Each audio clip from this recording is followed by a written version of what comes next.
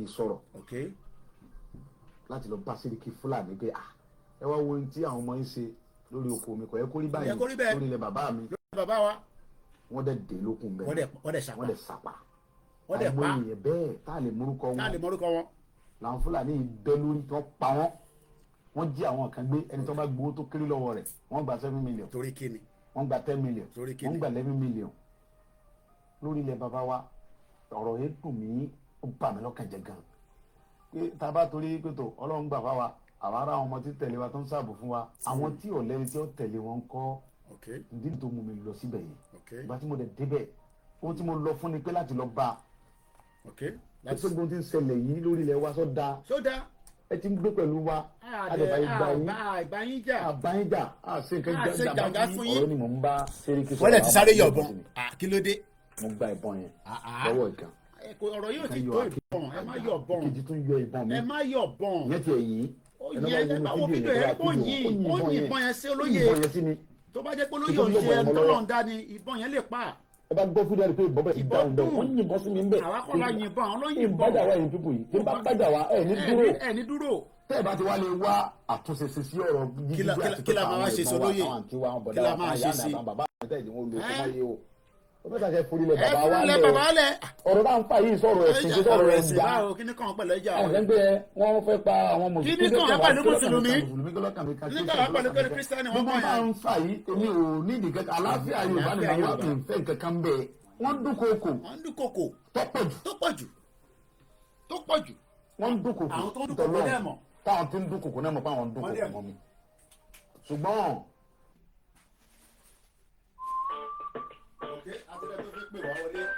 ẹ pè wọlé ilẹ̀ ní program Sunday program lè ní a máa fi ṣe pé kẹ́ pè wọlé ni ẹ̀yẹ ká sáré gbé kọ́ọ̀lù yẹn mo kí gbogbo ẹ̀yin yan wa ẹ̀yẹ lólùfẹ́ Koikimedia bàbá lẹ́kìtì ló ń pè bàbá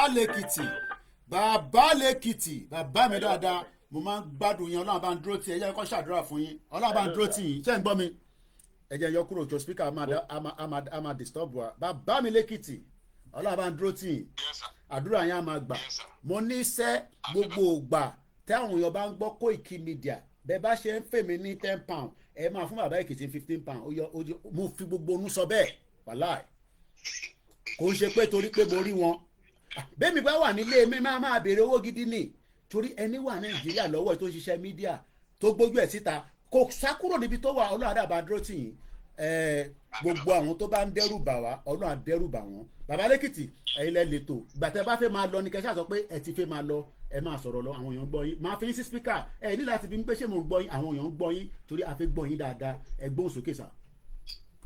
ẹ ṣé bàbá mi mo kí Yorùbá ẹ jẹ́ kí n kọ́kọ́ béèrè pé ṣé ìgbé ayé tá à ń gbé yìí tó tẹ́ wa lọ́rùn most especially àwa tá a wà ń lé ajá wa lẹ́ni lẹ́yìn akọ aláàfẹ́ pọ̀ bọ̀ ajá wa lẹ́ni lẹ́yìn o akọ aláàfẹ́ pọ̀ bọ̀ àwọn tó ń pera wọn ní àwọn àgbààgbà ilẹ̀ Yorùbá ìfẹ́ Yorùbá ò sí lọ́kàn wọn ẹnu tèmi gbà láti sọ o ṣẹ̀gbọ́n mi ti máa ń sọ tipẹ́tipẹ́ pé ọ̀rọ̀ Yorùbá tó wà náà ẹni máa kú pàlẹ́ ẹni máa pa ni tó bá dé pé àwọn àgbààgbà ilẹ̀ Yorùbá kúkú fẹ́ pa gbogbo wa tán ẹ kó wa lọ́wọ́ Fúlàní because wọ́n fi Yorùbá méjì owó ni wọ́n á dẹ̀ jà fún Yorùbá mo sọ nínú ètò mi tí mo ṣe láàárọ̀ yìí in 1998 nínú àkáǹtì Ọbásanjọ́ 26,000 naira ní bàbá Barrister Fẹ́mi Fálànà ni ó wà nínú àkáǹtì ní First Bank ní Maryland but today Ọbásanjọ́ ní nígbà tá a máa rèétẹ̀ $18 billion wọ́n gbẹ́jọba fún torí pé he was a Yorùbá man nígbà t'Abíọ́lá kú tán Yorùbá man ní Ẹ̀gbá man ní pé kí ìyìnà Yorùbá má bàa jà wọ́n gbé ìjọba fún Ọbásanjọ́ èrè wo la jẹ nídìí Ọbásanjọ́ àti Yorùbá man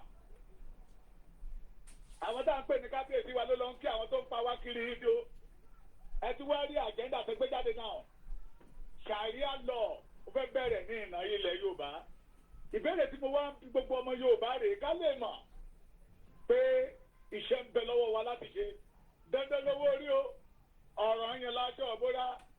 ohun tó pè ní òmìnira wa yẹ dandan ni ṣé ẹ̀sìn mùsùlùmí ṣe èdè ilẹ̀ Yorùbá ni that want to make them introduce Sharia law now it is agenda of Fulani ẹ má gbàgbé láti ilẹ̀ wá kí àwọn Fúlàní bá fẹ́ dì pẹ̀lú Yorùbá ẹgbẹ́ wa náà máa lò àwọn olórí burúkú àgbàyà kan náà máa lò láti ba ìran wọn jẹ́ ẹ má gbàgbé nígbà yí Awólọ́wọ̀ Ọbásanjọ́ iná lò kí Awólọ́wọ̀ má bàa rí iṣẹ́ yẹn jẹ́ Ọbásanjọ́ iná tún lò. à ń gbádùn yín bàbá mi lẹ́kìtì à ń gbádùn yín dáadáa ẹ máa sọ̀rọ̀ lọ à ń gbádùn yín sà.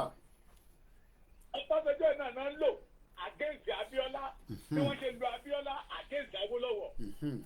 náà tẹ́ bá gbọ́ kíní ibi tẹ́jẹ́ tẹ́tẹ̀ síta yẹ gbogbo àwọn tó wà ń bẹ̀ jẹ́ all Yorùbá. It is because they want to divide the Yorùbá. wọ́n fẹ́ kó wa sí méjì kí èdè wa má bàa yéra wa mọ́ torí wọ́n mọ̀ pé àwọn bàbá tó ń ṣiṣẹ́ ìrìn àjò bí ìran Yorùbá ṣe máa bọ́kọ̀ nínú ìgbèkùn Nàìjíríà wọ́n ti rí ọwọ́ iṣẹ́ táwọn bàbá yẹn ń ṣe wọ́n rí pé àwọn bàbá yẹn ò sùn lóru wọ́n kọ́kọ́ lọ dúpẹ́ onítìrí fẹ́ they want to use the religion to scatter the Yorùbá wọ́n wá rí wípé kò sí ìdílé kan ní ilẹ̀ Yorùbá tí ò ní bá mùsùlùmí tí ò ní bá kìrìsìtẹ́nì tí ò ní bá oníṣẹ̀ṣe bẹ̀ it is me and you the Yorùbá of nowadays will reject agenda of Fulani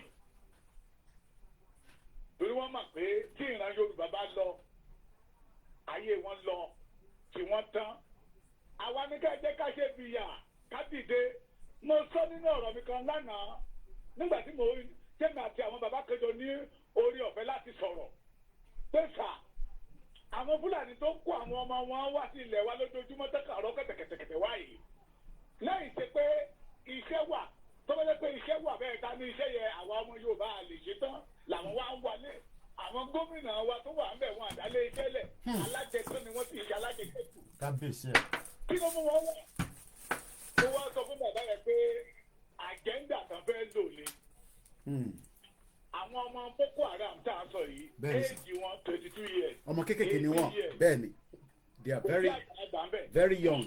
ta ló ìbọn tó dẹ̀ wà lọ́wọ́ wọn ta ìbọn tó wà lọ́wọ́ wọn ta ló sọ fún ẹ̀ fún wọn. Màláfíà sọ they are sophisticated weapon mo gbádùn bàbá mi lẹ́kìtì sophisticated weapon ló wà lọ́wọ́ wọn. The other American is an ex-military officer. Only now, AK-47 ẹyọ kan, ó lé ní 1 million naira. Ẹ parọ́ almost 500 pounds 500 pounds ni tí wọ́n bá fẹ́ rà ní Pakistan lọ́nà àwọn ìdáná tí ń tà 500 pounds which is about $1 million. ta ló ń supply fáwọn ọmọ yẹn. ìyẹn ní pé àwọn bàbá wọn ló ń sìn wọ́n sílẹ̀ Yorùbá. pé ẹ pèpè àlẹ̀ níjọ́ tẹ̀ bá ti gbọ́ bí sùkẹ́ dìde. But àwọn bàbá títí wa tó jẹ́ pé alájẹtẹ olórí burúkú àrùn gún ọmọ àwọn ló ń gún àgẹ́sì wa pé no to the Yorùbá freedom no pé no tábàyà ti fún wọn ní sílẹ̀ méjì ìyá ara wọn tán they did not care about the Yorùbá rẹ̀ wọ́n fẹ́ pa wárun ní mo sọ fún èèyàn kan mo ní a wà ní agbede méjì ọ̀tá tó fẹ́ fún ìran Yorùbá pa. tó bẹ̀ jẹ́ pé àwọn tí a ti jẹ olórí bàbá mi we have problem o Yorùbá we have problem. tó ń ṣe kékeré gan sẹ́. we have big problem sir. ẹ jẹ́ kí n sọ báyìí ṣé nígbà tí àwọn generation Ọbásanjọ́ ìbá lọ Tinubu Olúfàlàyé ta ló ti wà mẹ́. Ọ̀ṣọ́bà bẹ́ẹ̀ ni Bísí Àkàndé tàbẹ́bẹ́ ẹ̀dọ́gbà fún ṣé àwọn Fáyọ̀ṣe yìí ni ṣé àwọn Fáyẹmí yìí ni. Ìbúkúnlẹ̀ Amósùn olè. ṣé àwọn ìdàpọ̀ ìbíkúnlẹ̀ àbíkúnlẹ̀ ń pè é ṣé àwọn bá òye bá ń gbìdè kìtì nígbà yìí ni ṣé àwọn Ṣèyí Mákindé yìí ni ìlòtóríọ̀ sámúrọ̀bà ìlòtóríọ̀ sámúrọ̀bà kí ìfẹ́ Yorùbá kankan òsì lẹ́nu lẹ́yìn wọn lẹ́kìtì wa níbẹ̀ bàbá mi kí Fáyẹmí tó lọ ó ní Èkìtì international cargo airline báwo ni ṣe ń pè é. bẹ́ẹ̀ni mo rántí. ó ṣí a budget of 90 billion naira ó ló ti parí ẹ̀ láti gbà tó ti lọ plane ẹyọkọ ò bá lẹ̀ ń bẹ̀ rí. wọ́n dẹ̀ employ anybody síbẹ̀ kò ṣiṣẹ́ bẹ̀. ìgbà táwọn ń padà lọ́bẹ̀ èmi lọ bẹ̀ lánàá sà iṣẹ́ sì ń lọ bẹ̀ tọ́lẹ́lẹ́ náà tó sọ gómìnà ilé tó wà bẹ́ẹ̀ náà tó lóun fẹ́ ṣí ìmọ̀ ìmọ̀ ìpínlẹ̀ àti iná tí sí pọ́jẹ́ẹ̀tì tí wọn ò parí. níbo ló ti máa parí ẹ̀. lẹ́kọ̀ọ́ wọ́pì Èkìtì onídìí ápọ̀tù ẹ má jà tọ́ra wa jẹ́ ọgbọ́n àti jẹni olè ni wọ́n so nígbà táwọn bàbá yẹn bá lọ ṣé àwọn lòtórí ọ̀sán àbúrò bàyẹn náà láti pé they are our leader in politics it is better for us to fight for our freedom. kagbara wálẹ̀. because wọ́n ti ń bá wọn fúlàní yẹn jẹ wọ́n ti ń bá wọn fúlàní yẹn mu wọ́n ti ń bá wọn jẹ wọ́n ti ń bá wọn mu ọ̀tá wa ni wọ́n ọ̀tá ìran wọn ni wọ́n ọ̀tá orísun Yorùbá ni wọ́n àwa ni ayé wọn ṣe pàtàkì lójú wa torí àwa à lọ tò sínú oòrùn because of them. mo kí ẹ̀dẹ̀ wo máa tì. à lọ tò sínú oòrùn tó bá bọ́ síbi kan tán bá dá iná lẹ̀ lọ́jọ́ ẹlẹ́sẹ̀ àátò síbẹ̀ ṣùgbọ́n nígbà tán bá ti wọlé tán ayé wa ò jẹ́ nǹkan kan lójú wọn mọ́. bàbá pè wọ́n ní dáhùn. ayé wa ò jẹ́ nǹkan kan lójú wọn mọ́ so this is time for us to reject them. èṣù ni wọ́n ìkà ni wọ́n ọ̀dàlẹ̀ ni wọ́n wọn ò níran Yorùbá bó ti wò ó mọ́ wọn ò nífẹ̀ẹ́ Yorùbá bó ti wò ó mọ́ wọ́n fẹ́ sọ wá di àlùmọ́ǹjẹ̀ yìí ni sá tọ́ndẹ̀ tí ń succeed. bàbá mi mò ń sọ kankan Ọlọ́run fún mi lórí ọ̀fẹ́ àti máa rìn káàkiri lórí ọ̀rọ̀ Yorùbá yìí yesterday I was in Kwara State mo dé bí ìlú méjì ní Kogi State gbogbo ilẹ̀ Yorùbá ló ti di àlùmọ́ǹjẹ̀ yìí tán ẹ̀ẹ́dẹ́ bus stop mi àwọn international imported àdúrà tẹ máa gbọ́ tẹ̀ nílé ìgbésù kúrò bẹ́ẹ̀ ìyá mi ọmọ mi ò ní sìnrìn àánú rẹ̀ ó ti Ọlọ́run ò ní kàgbákò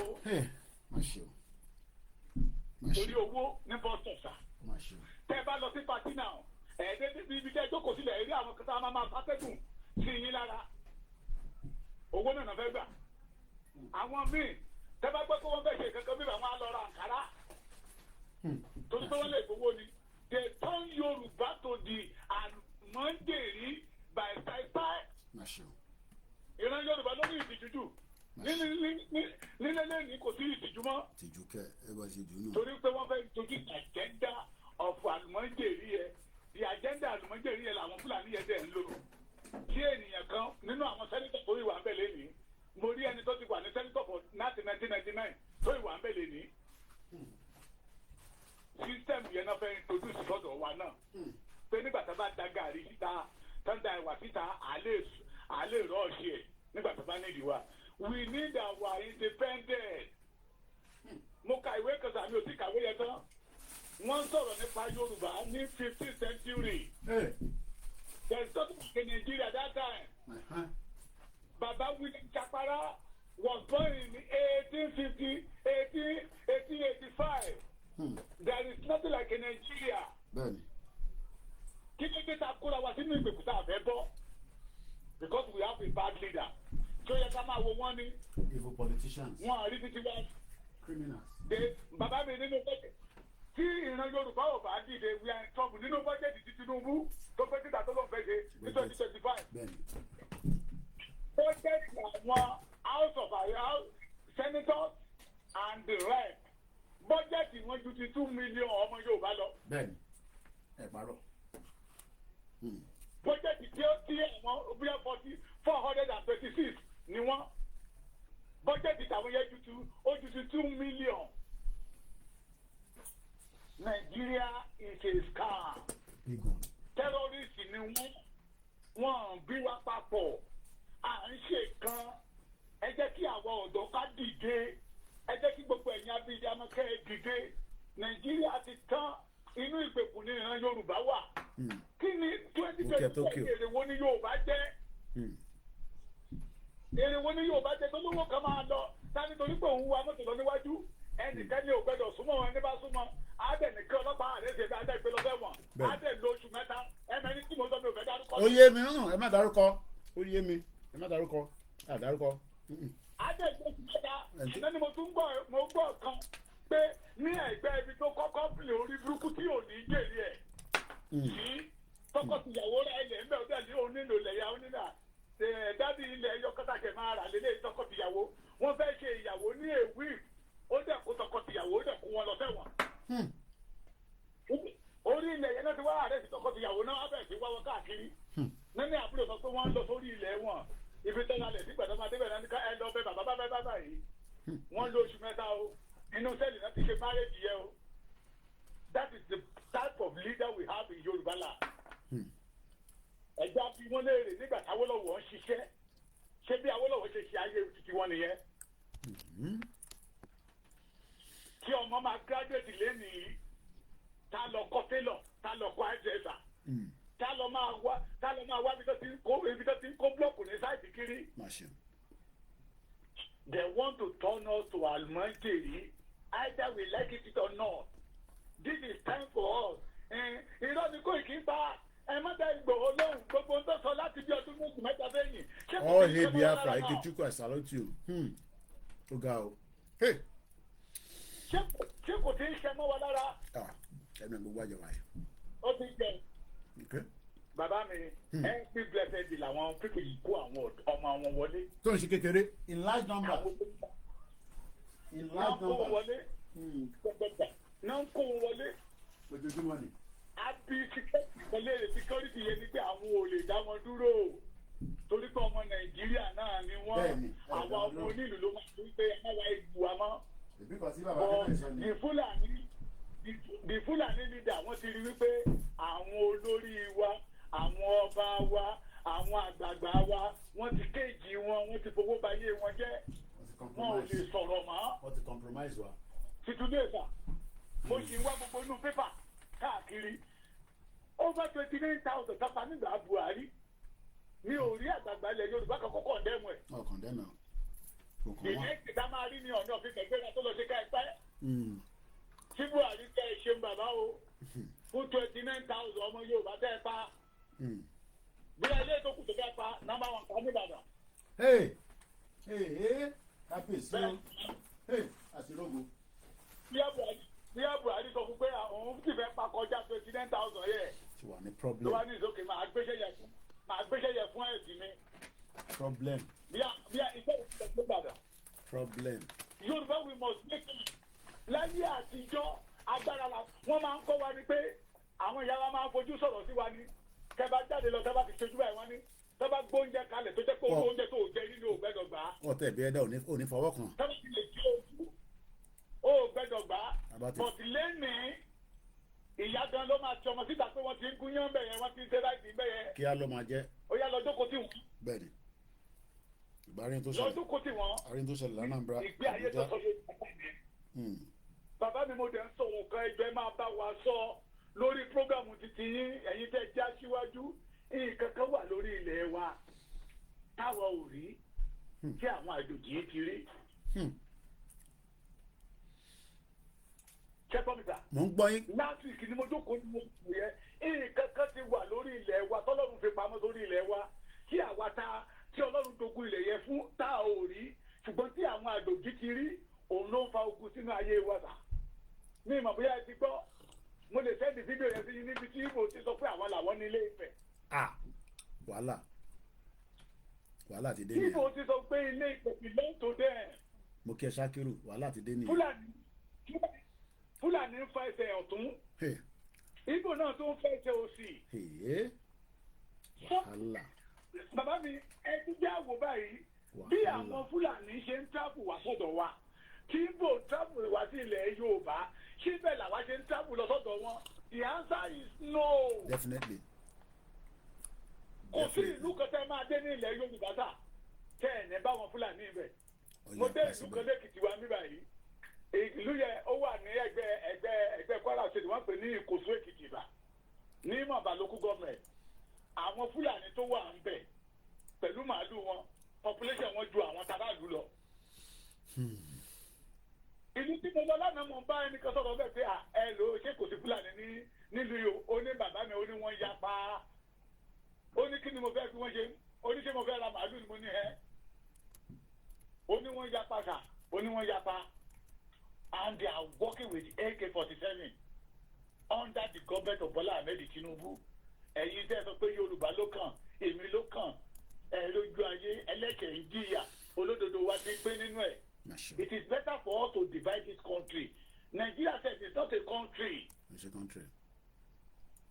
Avenue of looters ní kò mú tó fẹ́ mú bẹ̀ kí wọ́n get out. Mo dẹ̀ máa ń sọ dáadáa, we the youth of today, ṣé máa sọ pé the youth of today they are the leader of tomorrow. Tí ẹ bá fi àwọn bàbá ìgbà free kick jáde, they will not allow you to rule your world. Bàbá 95 years sì ń gbé ó sì ń gbé èèyàn lọ sí kóòtù. Bàbá 84 years sì ń lé ipò agbára. Ìjọ wo lẹ́yìn fẹ́ rí gbà àti dìbò? Nínú ìwé tí a kà at age of 27 years lọ́bàtẹ́jọ́ ti ń gbádùn ìwọ ti pé 45 years o tí lè dàkú yẹn ní 1000. Lọ́bàtẹ́ sọ pé wà ní ọmọlúwàbí ni it is better for us now to ká gbé ọmọlúwàbí yẹn sẹ́gbẹ́ kan ká gba tá a fẹ́ gbà ká gbé ọmọlúwàbí wa wò. Ó wà nù kan tí bàbá Akíntóyè sọ gbogbo ọmọlúwàbí yẹn a máa lọ yanjú àtàbádélẹ̀ lérí àbáwọn ọmọlúwàbí ní sí ìyá máa jẹ wá ni mo ń gbọ́ ní bàbá mi. Bí ọ̀rọ̀ Yorùbá ni nínú dictionary àwọn baba ńlá baba wa tí àwa gbójú bá ta túbọ̀ lẹ́nu wọn torí pé wọ́n ní tọ́mọdé ò bàbá tà bá àrọ́bá wọ́n ní kì í ṣe gbogbo ní sùúrù máa ń ṣètù ní sùúrù máa yanjú kì í bẹ́ẹ̀ ṣe gbogbo ní ìbínú ìjà ló máa yanjú oníkálukú ló ní kàtígórì jíjẹ ìkórìtà tí Yorùbá wà yìí tí a bá gbéná wojú àwọn ọ̀tá wa we are deceiving ourselves. Bẹ́ẹ̀ni we going nowhere ẹ parọ́. Kó máa gbóná wojú ẹ̀ òun ni àwọn ọ̀tá lé tí sílẹ̀kùn fún ọ̀tá àtá. All the leaders in Yoruba land àwọn ọba tó jẹ́ pé àwọn ọ̀tá wa náà ń bá dá ní ìtàn fáìní papọ̀ jẹun papọ̀ tó jẹ́ pé ìyàwó ọmọ inú wọn ẹgbẹ́lọ̀ ẹ wálé ọdún lọ mú ìyàwó kíkábíyèsí ní pálásì àgbẹ̀sẹ̀ lé ní. Bàbá mi mo fẹ́ kẹ́ bá mi gbẹ́nu lé sàríà tọ́nà fẹ́ dálẹ̀ sí Ìbàdàn àbí Ọ̀yọ́ ní January 11 tó ti ń súnmọ́ bọ̀ yìí kí lẹ́yìn rí sí bàbá mi lé kọ́ mo tí rò pé gbọ́ mo tí rò pé wẹ́ tí ì ṣe mo tí gbọ́ program ilé lórí ẹ̀. Ibẹ̀ náà ni mo ti bẹ̀rẹ̀ bàbá mi it is a Fulani agenda to divide the Yorùbá láti lè ráyè wọlé sí wa lára. Àbí ẹgbàá tí mo lọ change lókè. We don't need Sharia. Mo béèrè pẹ́jẹ́ kọta ṣé Mùsùlùmí ṣe èdè ilẹ̀ Yorùbá ni? Tọ́jà fẹ́ introduce the Sharia. Wọ́n wá rí wípé Yorùbá ṣàṣà ìdílé ẹbí lẹ máa dé tẹ̀ ní báyìí mẹ́tẹ̀ẹ̀ta. Tí wọ́n wá dá wàhálà alẹ̀, tí wọ́n wá fi ẹ̀sìn dá wàhálà alẹ̀ láàrin wa, àwa di ọ̀tá ara wa nígbọ́ra wáyé. That is why I say we must say no. Iṣẹ́ owó àwọn Fúlàní ni. Bàbá mi gbogbo wa la rí nígbà tí gbogbo Tólúwo ń ṣe yẹn ṣe iṣẹ́ kòtèdè ní pópó ṣàdédé ń ṣe ni. Ìhà ọgbọ́kọ̀. Gbogbo wa la rí nígbà tó pé àwọn Lebanese wọlé pẹ̀lú AK-47. Iṣẹ́ owó àwọn àlùmọ́ńjè yìí ni. They want to use it to destroy the Yorùbá land àti Mùsùlùmí àti Kìrìsìtẹ́nì àtàláwo agbẹ́dọ̀dìdẹ ká condemn pé we don't want Sharia law in our land. Àjòjì òfin ni a ò fẹ́. Torí wọ́n fẹ́ fi skátà ìran Yorùbá ni. Wọ́n ò fẹ́ kí ẹnu wa ó kò mọ́. Wọ́n ò fẹ́. Gbogbo àwọn tó ṣe pìtìpìtì tó wà nídìí ẹ̀sà fẹ́ bá wá díẹ̀ dáadáa. Wọ́n ti gbowó lọ́wọ́ àwọn ará bíbà yìí. Wọ́n ti gbowó. Wọ́n fi Yorùbá ń gbowó ní. Ọjọ́ ọ̀la wọn gan wọn kò sí tó kọ̀ wọ́n pẹ̀lú ọjọ́ ọ̀la èyí nìkan náà mọ̀.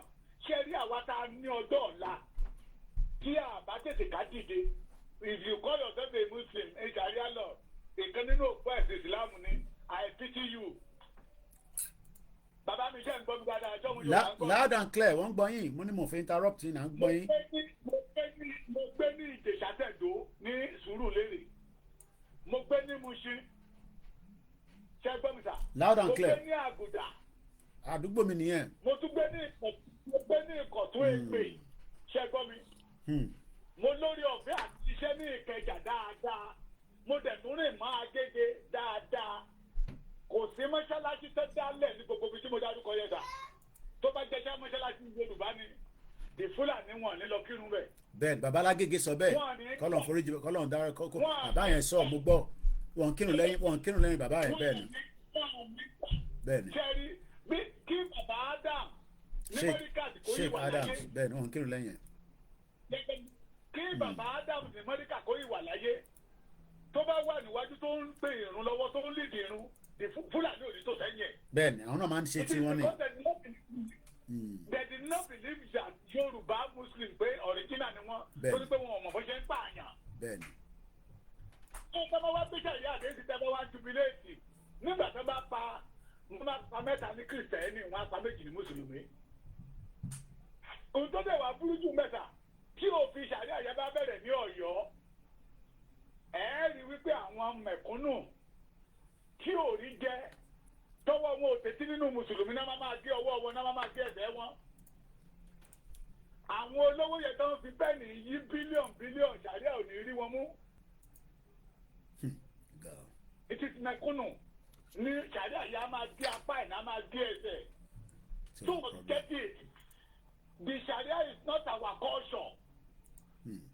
It's not part of the Yoruba race. That is why we need our defense cause. At all costs. Àwọn tí wọ́n fi tí ó jẹ́ pé oúnjẹ Yorùbá náà fẹ́ tọ́wọ́n dàgbà tán ní Yorùbá lára yìí. We must reject them. Mo tún sọ lẹ́ẹ̀kan síta. If you call yourself a youth of today, tell us pé you are the leader of tomorrow. Tó ń tẹ̀lé wọlé yìí tó ń juwọ́, I pity you. Tinubu ti ń lọ wá, ó ti ń dé, ó ti ń mú. Gbogbo bó ṣe mú ṣe yí ọmọ rẹ̀ káàkiri yẹn sà, ó ń kọ ní politics ni o. How to loot. Bó ṣe mú kiri, bẹ́ẹ̀ nígbà tó bá fẹjọ́ mú tiẹ̀ tó mú Ìyábọ̀ kiri. Sọ́dínlé ládédé gbọ́ tẹ́lẹ̀ àná ti Ìyábọ̀ àti sẹ́nitọ̀. Ìgbà tó ní bá láyé rí pé òun rí tàyà ó mọ́ ọmọ títí ẹ̀ ń bẹ̀. Owó tó pera ní yúùtù tó ń tẹ̀lé wọn lẹ́yìn wàá kàn rìn kú ni o ò ní rí kankan mú láyé because wọ́n fẹ́ sọ wá sí àpẹẹrẹ àjùṣẹ́. Any leader in Yorùbá land tó bá ti wà ní kákọ́sì àwọn Fúlàní àwọn ló ń rí ọwọ́ yọ. It is better for me and you ká tètè gbá kúrú kú sápá kúrú mọ́ lọ́dọ̀ bàbá Proserity Bánjí Akíntóyè àtolóyè ṣì Sunday Igboho torí gbogbo tó ń sọ fún wa láti 2019.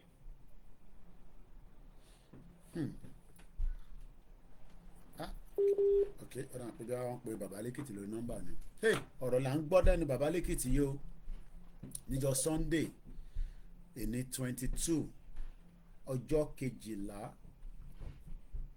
oṣù kejìlá ọdún 2024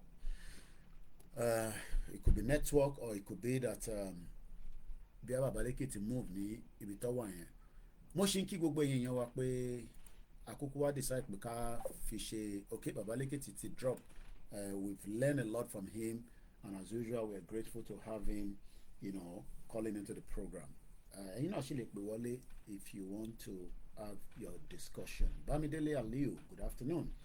Triple DRS sọ pé if Igbo are making claims to Ile-Ife, should we blame them? After all, Oni himself says that Igbo own Òòṣà Ajé. Ọ̀gá atẹ́gùn tó ń fẹ́ lẹ́yìn mi níta ó kọjá bẹ́ẹ̀, very windy. Ọlọ́run jẹ́ ká ṣọ̀pọ̀lọpọ̀ ọdún. 3 days to Christmas for those of us that celebrate it. In Yoruba land, I can criticize ẹ̀sìn. Okay, Baba. Okay, we're getting ẹ jẹ́ ká lọ sí US. Hello, caller. Ẹ bá gbóhùn sókè à ń gbọ́ yín. Hello, Koiki, ẹ káàárọ̀. Ẹ káàárọ̀ sà. Yes, sir, ẹ kú ètò. Ètò náà nìyẹn sà. Ẹ ṣe gan-an Ọlọ́run ní fẹ́yìn náà lẹ́rọ. Kò ní fi gbogbo alẹ́ lágbára Elédùmarè. Inshallah. Àti gbogbo àwọn méjì àtòkù pàápàá. Ẹ ṣe gan-an sà. Kò sí tó ń jẹ́ ṣẹ̀ríà lọ nílẹ̀ Yorùbá pàápàá. Okay. Lẹ́yìn káwọn èèyàn wá dìde. Àwọn àgbààgbà wa náà dẹ̀ dìde. Okay. Gbogbo àwọn àgbààgbà ta ní gbogbo iṣu tẹ́ kan jáde sínú ẹ̀ kan sọ̀rọ̀ lé lórí. Ṣùgbọ́n láwọn pé gbogbo ń jẹ́ ń di ìbàjẹ́ òṣèlú kan sọ kankan. Wọ́n ní ò fún wọn ní àṣẹ àtàyè àti lè sọ̀rọ̀. Àwọn àsìkò tá a dẹ̀ nídìí wọn ni. Ẹ bá rí àsìkò tí Ọọ̀ni ọ̀fíìsẹ̀ tán lọ sí ọ̀dọ̀ Buhari. Wọ́n ní Buhari did his best. Pé Buhari ṣe dáadáa. Ayọ̀mídé jìnnìkì ẹ̀ka rẹ̀ sà. Nígbà tí Ọọ̀ni of Ifẹ̀ ń wá góòdì ní Ifẹ̀. àmà ní evidence tẹ̀ ń sọ yẹn ẹ má jẹ́ ká má sọ yẹn. akọ̀ ń gbọ́ ní ẹ máa sọ̀rọ̀ lọ ṣá akọ̀ ń gbọ́ ní àrẹ evidence yẹn. àwọn èèyàn mi wà bẹ́ẹ̀ tán gba oko lọ́wọ́ wọn lè tán fún wọn nídìí aṣúkọ̀ kan bí after 500 náà fún wọn gbà yẹn tán fi wá góòdù ń bẹ̀. despite gbogbo nǹkan wà ń bẹ̀ gbogbo tí wọ́n rí ń lòlú yẹn téèyàn bá jẹ́ ẹni tó ní ìtẹ́lọ́rùn kí ni Ọọ̀ni of Ifẹ̀ tó ń wá lọ sọ́dọ̀ Buhari Ọ̀túnbàjò wà ń bẹ̀ ìdílé tó wọn lọ sọ́dọ̀ Ọ̀túnbàjò ọmọ Yorùbá lọ Ọ̀túnbàjò báyìí sí wọ́n lọ kí ni former president wọ́n lọ kí ni former president. ó yẹ kí ọ lọ kí Ọ̀túnbàjò náà. wọ́n sì ń plan yẹn lọ́wọ́ ẹ mọ̀ Ọ̀túnbàjò àdúgbò lòún wà kábíyèsí kọ́kọ́ lọ sí tó jìn. ṣẹ̀rí nǹkan báyẹn so ara ìwà àìnífẹ̀ẹ́ ọmọ ìlú wọn nínú onítàn tó bá wọn débẹ̀ so ṣé wọ́n ń jà fún 2027 ní ká sọ́ǹtẹ̀ ni. wọ́n ti sọ yẹn wọ́n kàn náà lọ kí Buhari ni Buhari dey is the best ìyá mi títí lọ́lá ṣọmọ kí ìyàwó Grace olóṣèlú therapy Sunday wọ́n náà lọ kí Buhari ni wọ́n ti sọ pé ó ní í ṣe pẹ̀lú 2027 àwa kọ̀ mọ̀ pé 2027 ti ń súnmọ́. wọ́n ti ń súnmọ́ kò sí ilẹ̀ fẹ́kàn sọ fún yín bá sọ fún yín náà lẹ́gbàá bọ̀dá bá ní káàró bó ṣe yẹ kó lọ àmọ́ pé kò ráìtì pẹ̀lú orin ìtọ́rin yẹn lè tó jásí pé wọn ní tarawa wọn nínú orí àpèrè tó ṣe wà yẹn torí wa náà ṣe wà ń bẹ̀ tó tá bá ṣe dáa tí wọn ṣe dáa orí ibi tán wà yẹn àpèrè yẹn máa bí ẹnì kọ̀ọ̀kan wọn léèrè ìkúlódé gbogbo àwọn tó ti pera wọn lágbàgbà so àwọn tá a jẹ́ yùtù ni mo fẹ́ ká dìde ká rorí ká mọ bí tá à ń lọ àwọn tó kúnjẹ tán sí àwọn yẹn ti lọ. mo máa tẹ̀ rí àwọn fídíò yẹn nísìnyí ó báyàn nínú jẹ́ gan-an ẹ mọ̀ pé àrí fídíò bí àwọ̀ tẹ̀ jẹ́ kí fídíò jáde tẹ́lẹ̀ ni fídíò ṣe ń jáde ní bí ẹjọ́ mẹ́ta ní sí àṣẹ rí fídíò láàárọ̀ yìí ni. mo ṣe rí fídíò látàná àwọn kan tó kú lánàá ń sìn. Nánàmbá àti Àbújá wọ́n sábà ò fẹ́ kú bọ́yẹ̀ fẹ́ kú látara pé kẹ́ wá gba sàrà ẹ̀sìn ẹ̀mí ti ń lọ láti bẹ̀. wọ́n ní ká má jẹ́ kó ogun ṣẹlẹ̀ pé ogun máa ń mú nǹkan oríṣiríṣi wá bọ̀ ilé tó ń lọ náà kò ń ṣe ogun bọ̀ tó kàn mẹ́mí lọ ni. so kájíde kájí kó kálukú jà fọ́ra ẹ̀tẹ̀ àwọn àgbààgbà yẹn wọ́n ní location ẹja lọ kí wọ́n ká bá wọn sọ̀rọ̀. ẹ̀yin tẹ́ súnmọ́ wọn tẹ́ mọ̀ lókèṣọ wọn ẹjá lọ bá wọn kájọ ká bá wọn sọ̀rọ̀ ká bá wọn sọ ìtọ́jú òtọrọ lọ́rọ̀ tó bó ṣe yẹ kó lọ. mo kí bàbá lẹ́gẹ̀dẹ̀ ṣe àlèmọ̀ wọn náà báyẹn o àlèmọ̀ àwọn pípì yẹn náà báyẹn o nílùú bàjẹ́ kò kàn wọ́n o àwọn àpò ara wọn náà ń jà fún ọ ẹ ṣe gan ni pé. ẹ ṣe gan ni bàbá mi thank you so much. The good news path to prosperity ẹ pè wọlé ẹ̀yin èèyàn wa ẹ pè wọlé bàbá lẹ́kìtì kan sí ni tó ti wọlé padà hello bàbá mi lẹ́kìtì.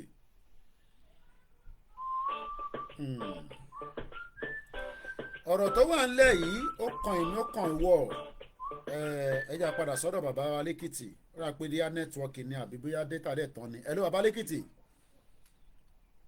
à ń gbọ́ yín padà nísìnyí mo rí pódà ń pò mẹ́hẹ́ lẹ́ẹ̀kan yẹn. kí ni ẹ̀kọ́ sí ni. à ń gbádùn yín. mo pẹ̀lẹ́ the word of advice to the Yorùbá race. Okay. ṣe gbọ́ mi sá. àgbọ́yé. torí ẹni tí ò bá ti wúlò fún yàn ènìyàn yẹn wúlò fún. ṣé rí ẹni tí ò bá wúlò fún Ọlọ́run yìí wúlò fún o. Okay. àwọn bàbá wa ìgbà ni wọ́n bá bí ọmọ tọmọ Yorùbá wúlò fún wọn wọ́n máa ń pàtì ni. ẹni olóyìnbó tó ní òní lọ́pọ̀ ìbá wúlò fún yẹn ẹlẹ́ẹ̀dì sóònù ẹ̀. náà àwọn kan wà tí ìran Yorùbá ń ṣe tí bóyá torí pé àsọ fún wọn pé nǹkan ṣe ò dáa ní òjẹ́ kán mọ̀ pé nǹkan ṣe ò dáa. ṣe eré àwọn ọmọ tó wà láti Ìlọrin àti Kogi. We the Yorùbá must deal with them. Okay. àwọn bíi Adébáyọ̀ Sàlámì. àwọn bíi Yínká Patrick. Fẹ́mi Adébáyọ̀ sọ máa ṣe fíìmù síta lẹ́yìn ọmọ Yorùbá lọ máa fowó wò ó Fúlàní ni wọ́n náà ọ́.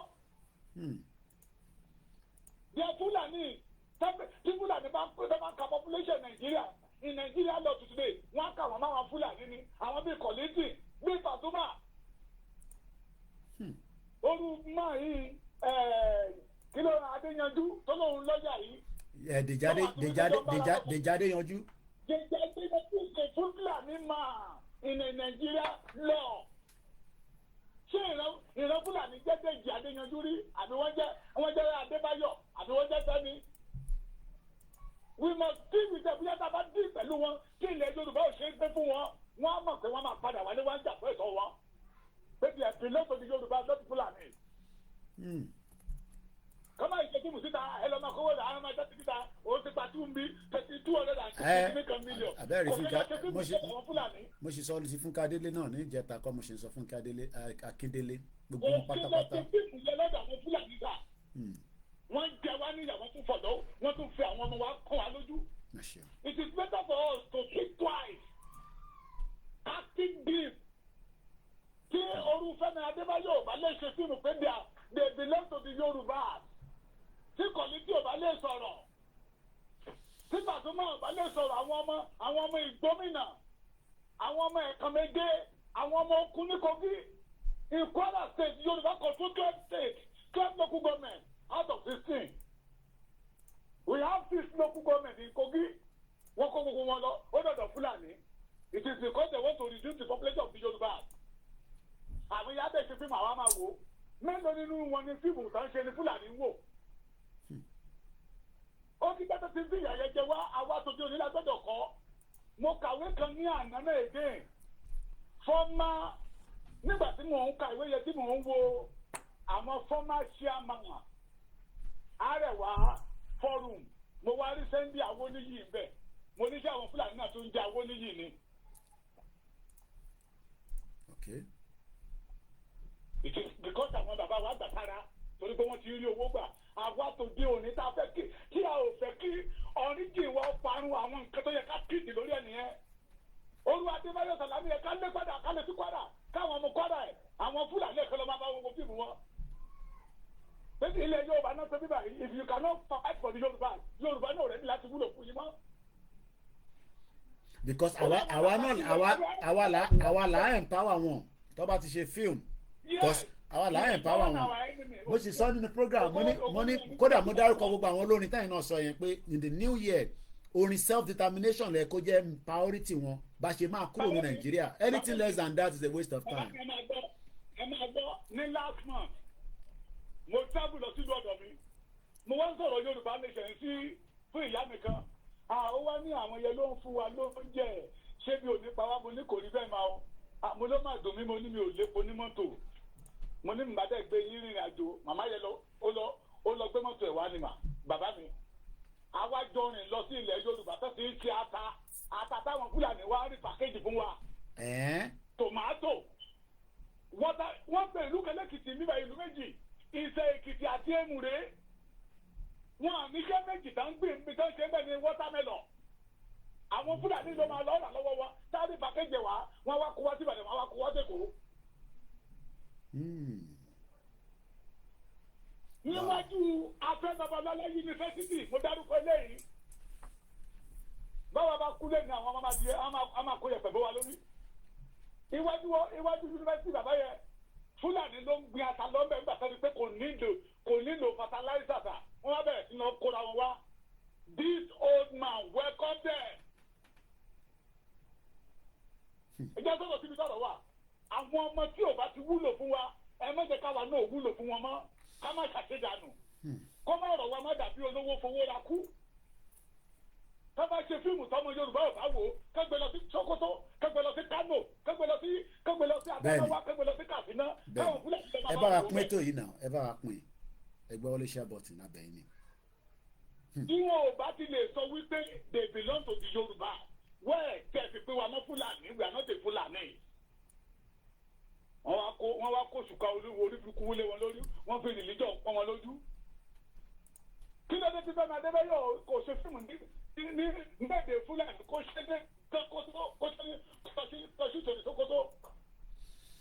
Gbogbo fíìmù tó ti ṣe Yorùbá ni. Bẹ́ẹ̀ni. Àwa ìlànà kówó sí ìlànà ọ̀rà. Àwa ni o àwa là ń empower wọn. Àwa lọ sórí kìíní kan mọ́ máa wò. Àwa kódà bẹ́ẹ̀ bá wo àwọn diaspora bó ṣe ń wò wọ́n gan lórí YouTube ẹ máa wọ́ndà pé kí ló ṣẹlẹ̀ gan. These people are not talking about our problem.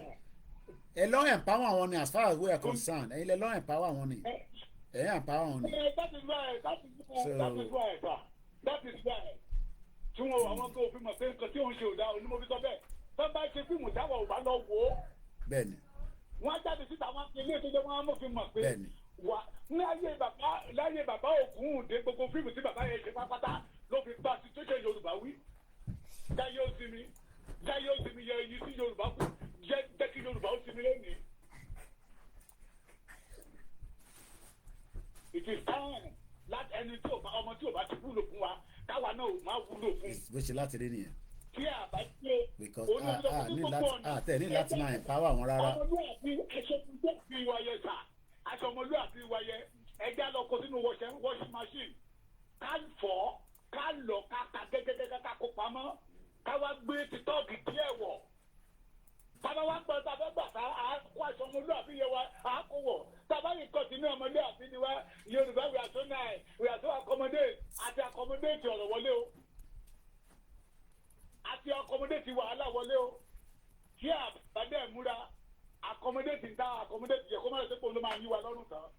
Torí pé ìbànújẹ́ ńlá ni tí màjèsí bá ń tọ́jú ìyá ẹ lọ fọ́ọ̀rùn ìbànújẹ́ ńlá ni ohun tó ṣẹlẹ̀ ní Ìbàdàn yẹ ìbànújẹ́ ńlá. Ìbànújẹ́ gidi ni kò dáa rárá. 35 Yẹmí Fátókì mo kí ẹ brother mi Abana Ayọ̀dèjì àmútan mo kí ẹ sà. Agbẹ́dọ̀ dìde ṣé Dangote nìkan ló wà ní sà nígbà ayé àwọn bàbá wa Fọláwíyọ́ bàbá yóò ní kẹ́ni tó lọ́wọ́ bẹ̀ ọ́ má jẹ̀kọ́ náà àkàmẹ́yẹ kọ́pìnì sìmẹ́ntì tó wà ń gbà yẹ Dangote débẹ̀ ọ̀pá gbogbo sìmẹ́ntì ọ̀dà sí wọn. Mo rí pé wọ́n ní kéèsì kan wà ní Benin Dangote ló jẹ́ kẹ́sẹ́jọ́ ọmọbìnrin tó fẹ́ gbé kọ́pìnì sìmẹ́ntì síta. Proud in Nigeria ó lé Dangote sugar ní everything ní tó dẹ̀ kéjì Yorùbá àwọn tó pẹ́ wọn ní leader Yorùbá wọ́n dẹ̀ ń wòran so it's better ọmọ tí ò bá ti wúlò fún ìran Yorùbá èyí ká bá lè gbà ń kó lórí ká gba nípò àgbáwọlẹ̀ torí bẹ́ẹ̀nìyàn bá dá oko tí oko yẹ ò bá ti wúlò fún yàn ènìyàn máa ń pàtì ní. Tẹ́ bá fi ẹdìyẹ tí ò bá pamare wọn á dọ̀bẹ́ bò lọ́rùn wọn á pádànù. Òdodo ọ̀rọ̀. Nígbà tá a bá ń bá lọ báyìí báyìí ló bá Yorùbá ṣe máa rí. They want to turn every Yorùbá to Almajiri. We must say no to it. Thank you baba. Ẹ ṣé gan ni bàbá ẹ ṣé gan ni Ọlọ́run bá dúró tì í happy Sunday. Ẹ jọ̀ọ́ gbogbo ọmọ Yorùbá ní gbogbo àtẹ bá ń gbọ́ wa ẹ máa bá wa kàn sí bàbá wa lẹ́kìtì ní gbogbo ìgbà ní tàdúrà ní ti financial support mo máa ń sọ pé it is important that we support the medias. Mo kí Prince Adébọ̀wálé Julius Ọlájídé. The good news path to prosperity Orileede Yorùbá Sunday broadcast èdè ní 22 ó kọjọ́ mẹ́ta fún Christmas. Mo kí gbogbo èèyàn àlùfáà káàkiri gbogbo àgbáyé mo kí gbogbo wa pé ṣé bí ọ̀rọ̀ ṣe ń lọ báyìí àkèrè mọ́ gbogbo wa náà là ń dàgbà ládẹ́ ń rí 35 children nílẹ̀ Yorùbá àdẹ̀rí gbogbo gọ́vnà tó tẹ̀ sọ pé kọ́tẹ̀ fi the next day or the following day kọ́ fi ṣe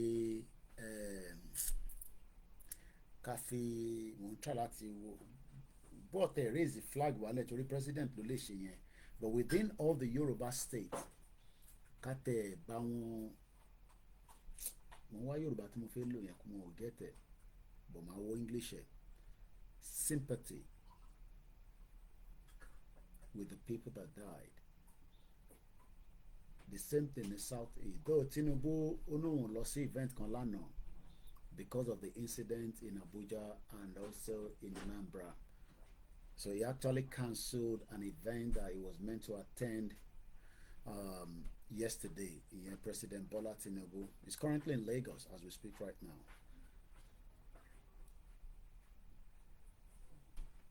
Mukia Comfort Oyenuga mo fi tọ̀wọ̀tọ̀wọ̀ kí mọ́mì mo kí gbogbo èèyàn wa. How did we get to where we are and how can we rescue ourselves? Prince Arewa Muki. We love the Hausas, but we are worried and concerned about the Fulanis. We love the Igbos, but we are also worried and concerned about them. We love the Yoruba, but we can deal with ourselves within our own government. Tàbá dá dúró gẹ́gẹ́ bí an independent country. Bẹ́ẹ̀ni, báwọn kẹ́dùn. Ẹ máa bá mi kọ Yorùbá yẹn kí èmi náà lè máa pè síta. Mo sọ pé 55, wọ́n ní Koiki shut up. Ó sì nílé báwo ló ṣe mọ̀ pé 55 ni, so I am going with the numbers tó fún wa nísìn.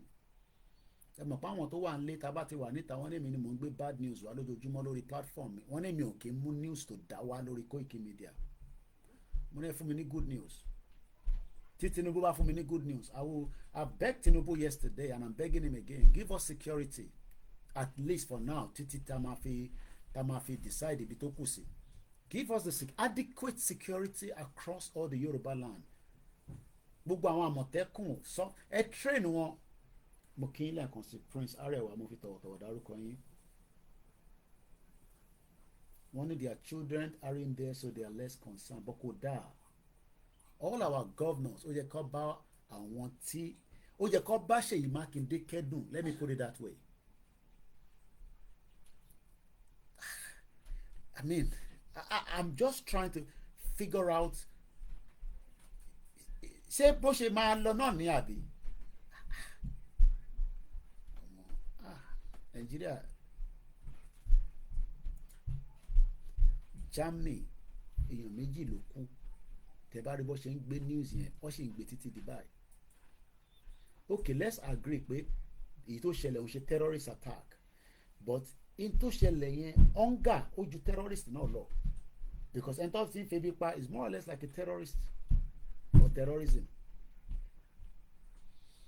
And báwa ṣe bí ìlú ìṣe reprocess, because inter-abroad máa ń ṣe ni pé ó máa ń reprocess brain èèyàn, so you see things from a different perspective.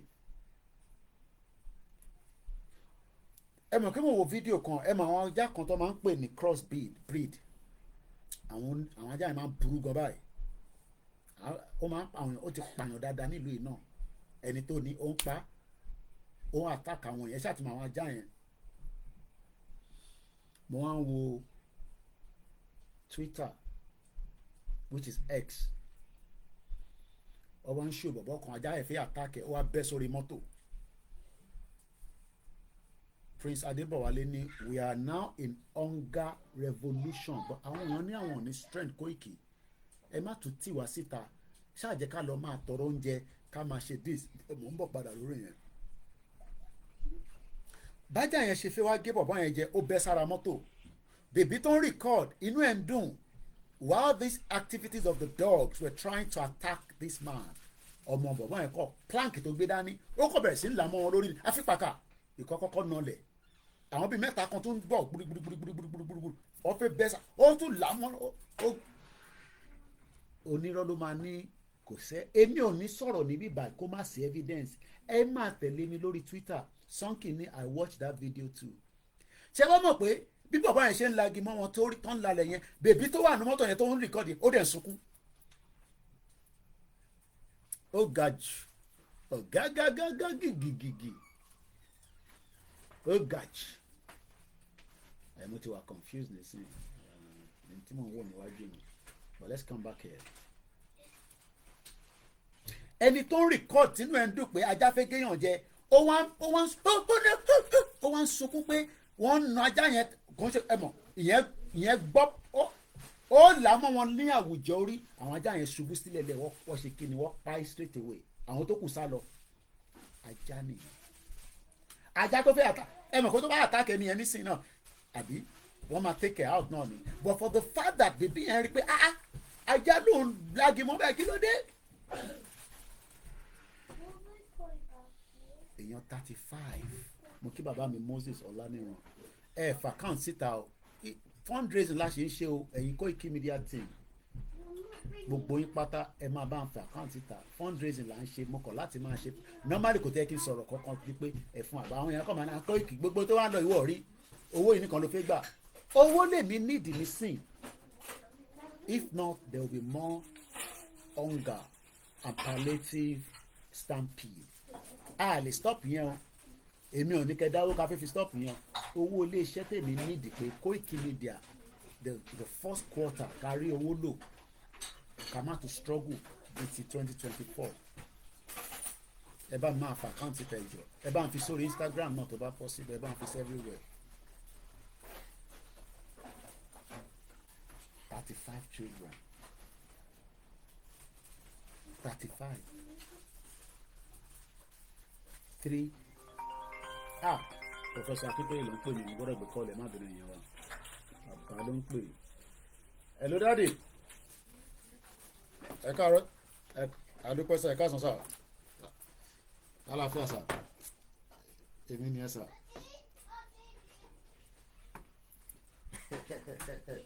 Thank you sir thank you sir ẹ ṣé gan ni sir ẹ ṣé gan ni sir thank you sir ẹ ṣé gan ni. a ṣe sọ̀rọ̀ láàárọ̀ yìí ni o bí a kì í pè wọ́n lẹ́sẹ̀kẹsẹ̀ kọ́ pè yìí kódà àwọn lọ́pẹ̀ mi láàárọ̀ yìí. All the imams in Nigeria, especially the northern part of Nigeria, all of them are Fulani. They are confusing our people. Bàbá ló pè yẹn professor. For ourselves. Again, sorry. Always want us, anything they tell us, whether good or bad, we should just follow them. This thing, it has to come to an end. Yeah. So Hausa people, please and please, my people, you people have to differentiate between religion and culture and language. You have to differentiate. Bàbá ní kẹ́ pa wọ́n ní kẹ́ pa wọ́n ASAP ọgbẹ́ mi ní sọ náà wọ́n gbúròó yín rárá wọ́n ní kẹ́ pa wọ́n ọmọdé ní mi àti ti sọ̀rọ̀ láàárọ̀ yìí ọ̀rẹ́ sọ.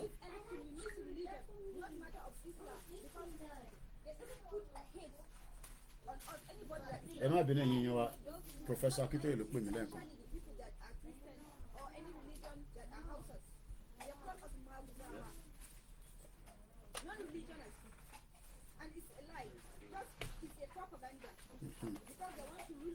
Okay. Okay. I like the slave to them. Not that enough. Now they are killing our people. Okay. They are killing our people and everything. Okay. And their people are not talking minister, everything. Ẹ ṣe gan-an ìtẹ́ ń bá afa kan tètè sọ síta. Politics. Okay. They are the one. The thing is Hausa like the people that are doing governor, like the one I know since I grew up, all of them are Fulanis. Some governors are Fulani. Why? Kano. Only one Hausa. All of them are Fulanis. Even the deputy professor, the deputy governor. No, let's come to reality.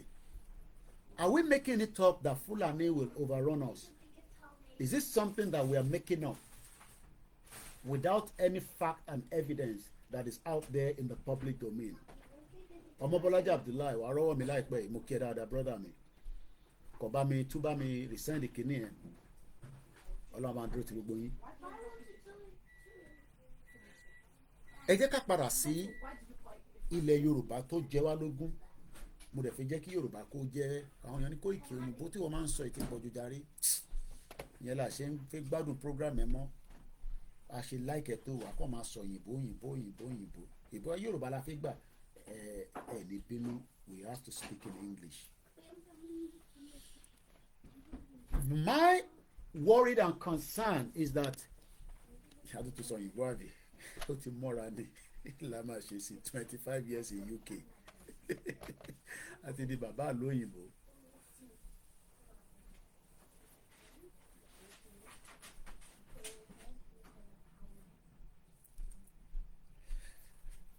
"35 children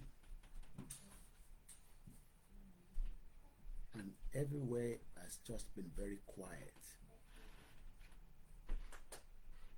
Like I said, àwa wá síbí báyìí láti shift blame. Bí àṣà, I go with Lady K. Gbogbo blame is on the government. And this is the new government that can solve those problems. Only documents tí mo gbé dání. Ó wà lórí koikimedia.com.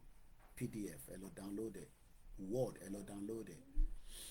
Màá tún try láti resend ẹ síta again.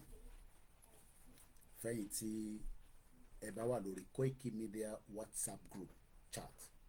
Then lórí group wa àwọn wèrè kan máa wà níbẹ̀ lẹ́ẹ̀kọ̀ọ̀kan wọ́n máa ń pè àwa ní wọ́n á kọ̀ pè yàn lórí fídíò call ẹ̀yàn ṣáà tètè fèmí ní pé Koiki yàn kan wà lórí WhatsApp group ẹ̀ tó ń yọ wá lẹ́nu ó máa ń tọrọ owó ó ṣe ni láàánú pé kan náà àwọn ọmọ tájọ́ ń ṣe Yorùbá nation mọ̀ ní dárúkọ ẹ̀ but nígbà tí mọ́mí wa kan ní outside London send message mi pé ń tọrọ owó lọ́wọ́ àwọn mo wá nọ́mbà yẹn títí because we have about 500 and something people on that WhatsApp group o lè post sínú ẹ̀ mo ní di prayer mo ní di good morning àti lọ́kẹ̀ but as usual kò sí bá ṣe lè ṣe people will still see your number but lórí channel a ṣe ń build yẹn ni the WhatsApp channel you will not be able to see people's number so maybe later on a máa close WhatsApp group yẹn ẹ wá kọ́ wà lórí channel wa nìkan because with the channel it protects your number and I think that's what we might do in 2025 we close the WhatsApp group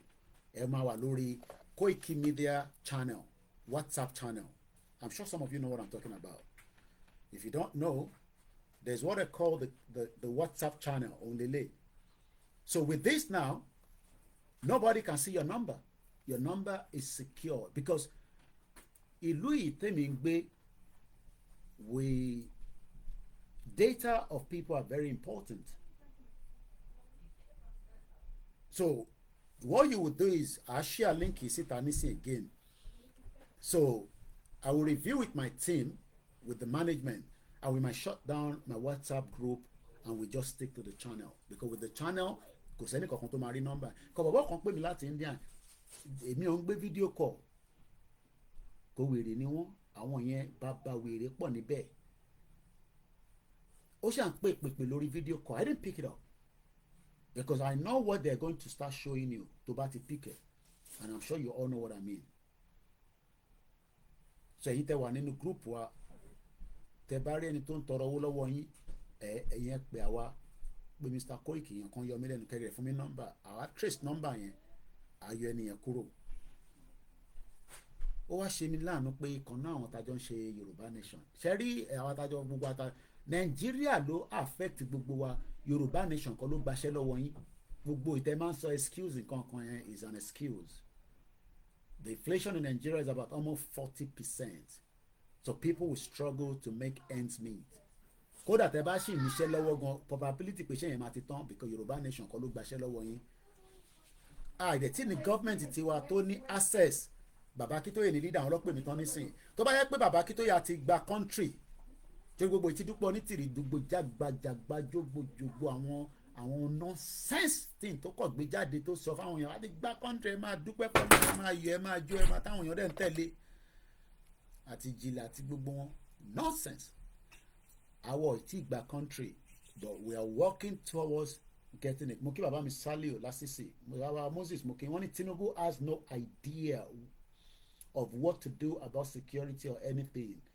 Tinubu was just in Aso Rock like a statue. Èrè ló ń pè ní statue. Èrè Mandela. Èrè Abati Macaulay. Èmi ti sọ fún mi pé Tinubu kọ́ ló wà in charge. Sultan of Sokoto ló ń run Nigeria. Take it or leave it. But I'm padà bọ̀ níbẹ̀. What I'm trying to explain is that mọ́mí ẹ̀ wá send message sí mi pé because some of you máa lè wà ní group yẹn kẹ́ máa nà ẹ̀fẹ́ sọ fún mi ẹ gbọ́dọ̀ sọ fún wa if anybody is disturbing you kó tó nípa máa close group yẹn I might close mine and just because WhatsApp channel what is secure kò sẹ́ni kankan tó máa rí number anybody ìyẹn náà ẹ̀ lè post akọ̀ máa post síbẹ̀ ni ẹ̀yin á máa rí news wà níbẹ̀ BBC ni gbogbo wọn lónìí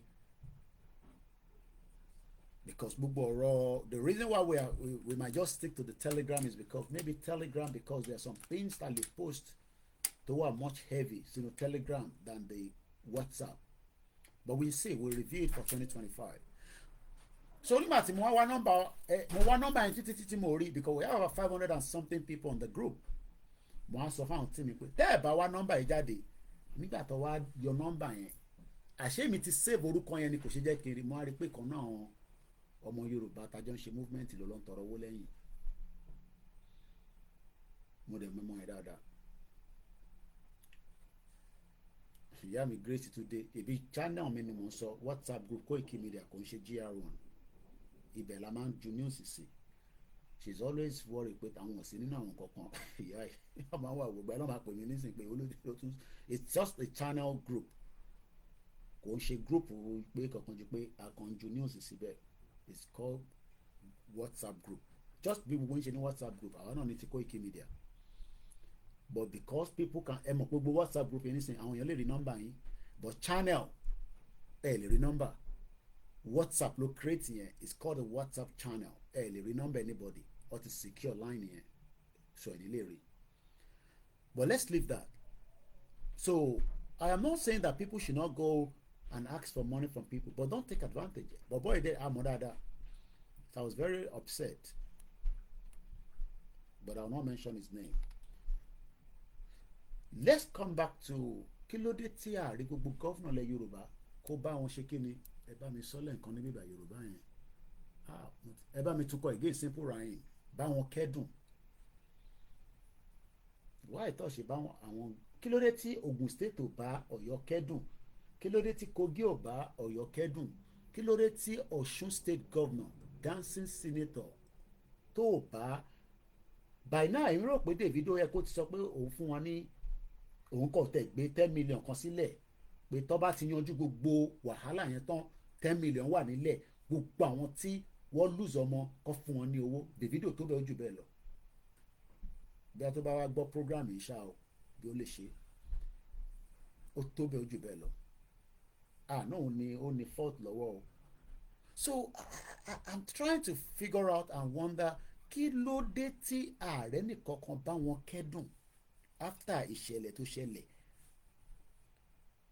àkọ́ngbọ́ Queen Naomi Oriyomi Hamzat okay.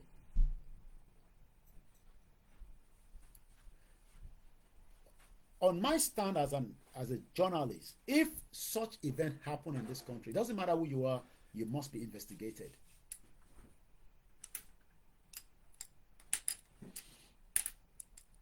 This might not go well with some of you.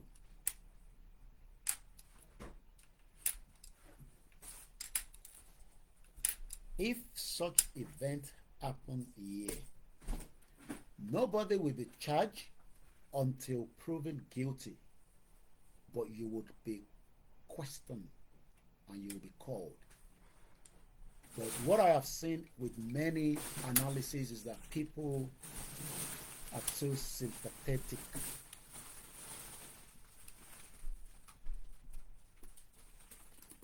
We are very, very sympathetic. Yoruba. That's a fact.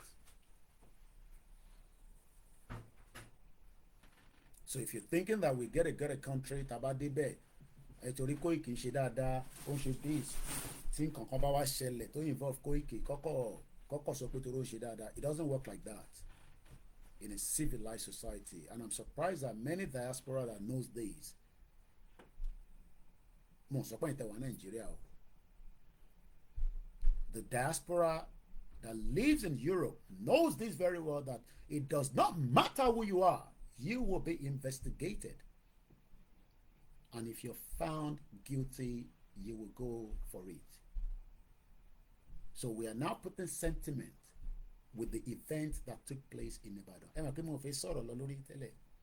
just left it. But Anambra was sorry. What I saw Anambra at Abuja, Kafiti Wasile. And it's a bias. So we have put sentiment to the situation. It does not matter whoever the person is, they must be investigated. No matter who they are. The closest friends of the Queen in this country, they have been investigated, and some of them have been charged, and some of them have spent time in the prison.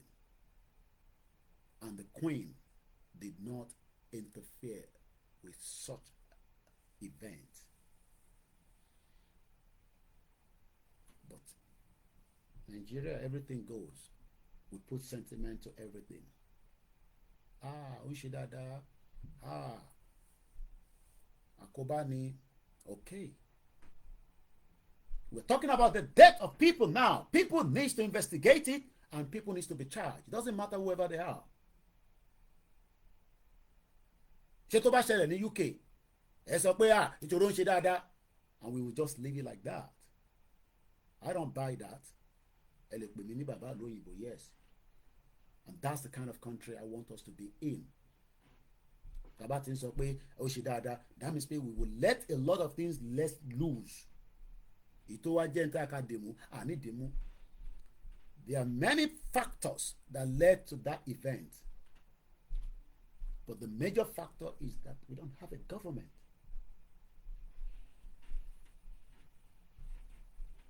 We don't have a government. So all I have seen so far with everybody talking, they're using the Nigerian narrative to talk. Èmi ò nílò Nigerian narrative bí bá ń sọ̀rọ̀ lórí ẹ̀ o. I might not mention the names of those that are involved, but onílàkàyè mọ̀ bí tí mò ń sọ̀rọ̀ lọ. So ẹ̀yin fẹ́ kí n tó bá ṣẹlẹ̀ labroad kọ́ investigate when the former Senate president tó gbé èèyàn wá sí UK tó fẹ́ yọ ẹ̀dọ̀dọ̀ náà ẹ̀ tó ń pè ní kidney, èmi lọ sí court now, Ike Keremadu,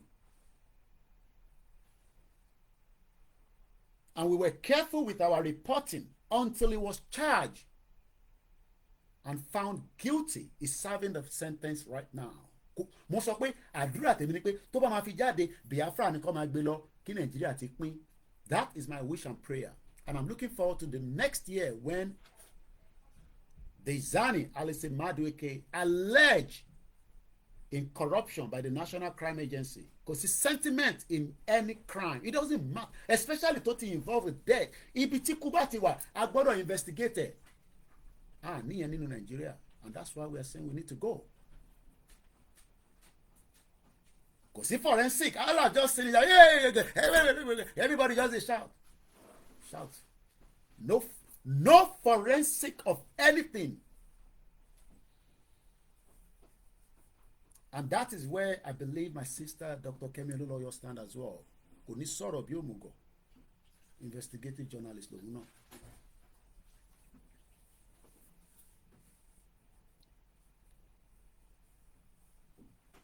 So there's a lot of factors. And in tọ́dẹ̀ máa ń ṣe irú nǹkan bẹ́ẹ̀ ni pé after people táwọn èèyàn bá ti wá tó bá ti charge àwọn èèyàn, ilé ẹjọ́ tó charge wọn pé internship yìí ó kù díẹ̀ káàtó, kò sí whoever you are. Look, if you can't serve the town tó o bá ti lè ṣẹ̀wọ̀n má commit a crime, òun ni bíbá. Kí ló rò bá ṣe ń ṣe bí ọmọ jẹ́jẹ́ torí àfi lọ ṣẹ̀wọ̀n ni.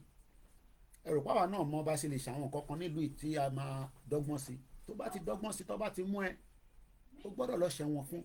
Tó bá jẹ́ pé wọ́n ní, tó bá jẹ́ pé community service, and your name will be on the record. Kò wá mí pò ní mo níyàn tó ti lọ sí prison nílùú yìí tó dẹ̀ ti níṣẹ́ dáadáa lọ́wọ́. It's not the end of the world. It's just for you to go and serve the time so that you can feel remorse for your crime. But tó bá ti jẹ́ pé irú kéèsì àwọn ọkọ àti stepmother, ẹ̀ńtẹ́ bá wà ní UK, Sarah ní bèbí náà, mo post ẹ̀, ọ̀pọ̀ ọmọ yẹn ó sá lọ sí Pakistan pẹ̀lú àwọn ọmọ tó kù. They're serving the time now, life in sentence. Ọmọ kan ló pa, ó fún wọn ní 40 years. Now ibi tó ti pọ̀ ọmọ 35 nísìn tó bá ṣe investigation dáadáa, ọdún mélòó lẹ́rìí kọ́ ẹ̀kọ́ fún àwọn yẹn. It doesn't matter wherever it is, but we are always a sentimental people. They lè run government lẹ́yìn lọ́jọ́ iwájú o, torí government gbọ́dọ̀ ṣe tó tọ́ tó yẹ. Food bank wà nílùú yìí táwọn èèyàn ti lọ ń gba oúnjẹ. Yes, bí Christmas ṣe ń bọ̀ nísìn, àti àná àti ìjẹta àti last week ni wọ́n ti máa sọ fáwọn tí ẹ pé kébí má bàa pa wọ́n níjọ́ Christmas pé ẹ wá gba oúnjẹ.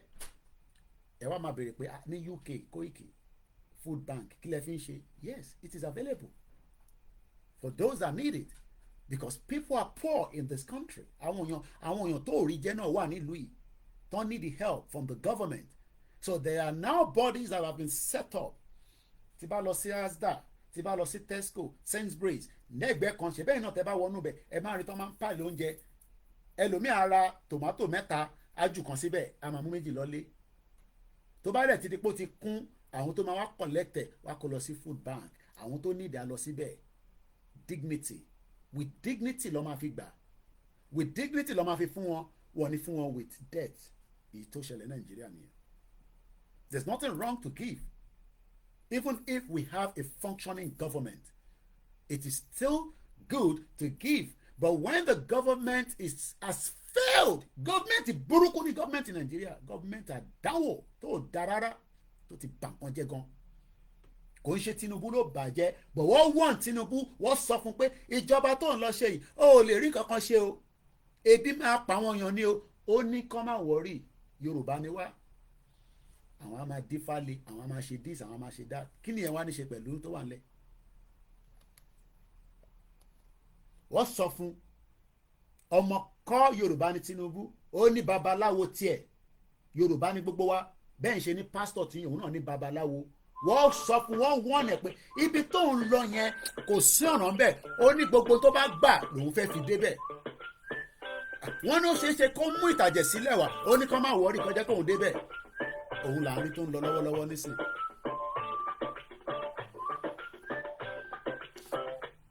òun làárín tó ń lọ lọ́wọ́lọ́wọ́ nísìn. ẹ ló kọ́là. Yes, ma'am. Hello. ẹ bá gbóhùn sókè à ń gbọ́ yín.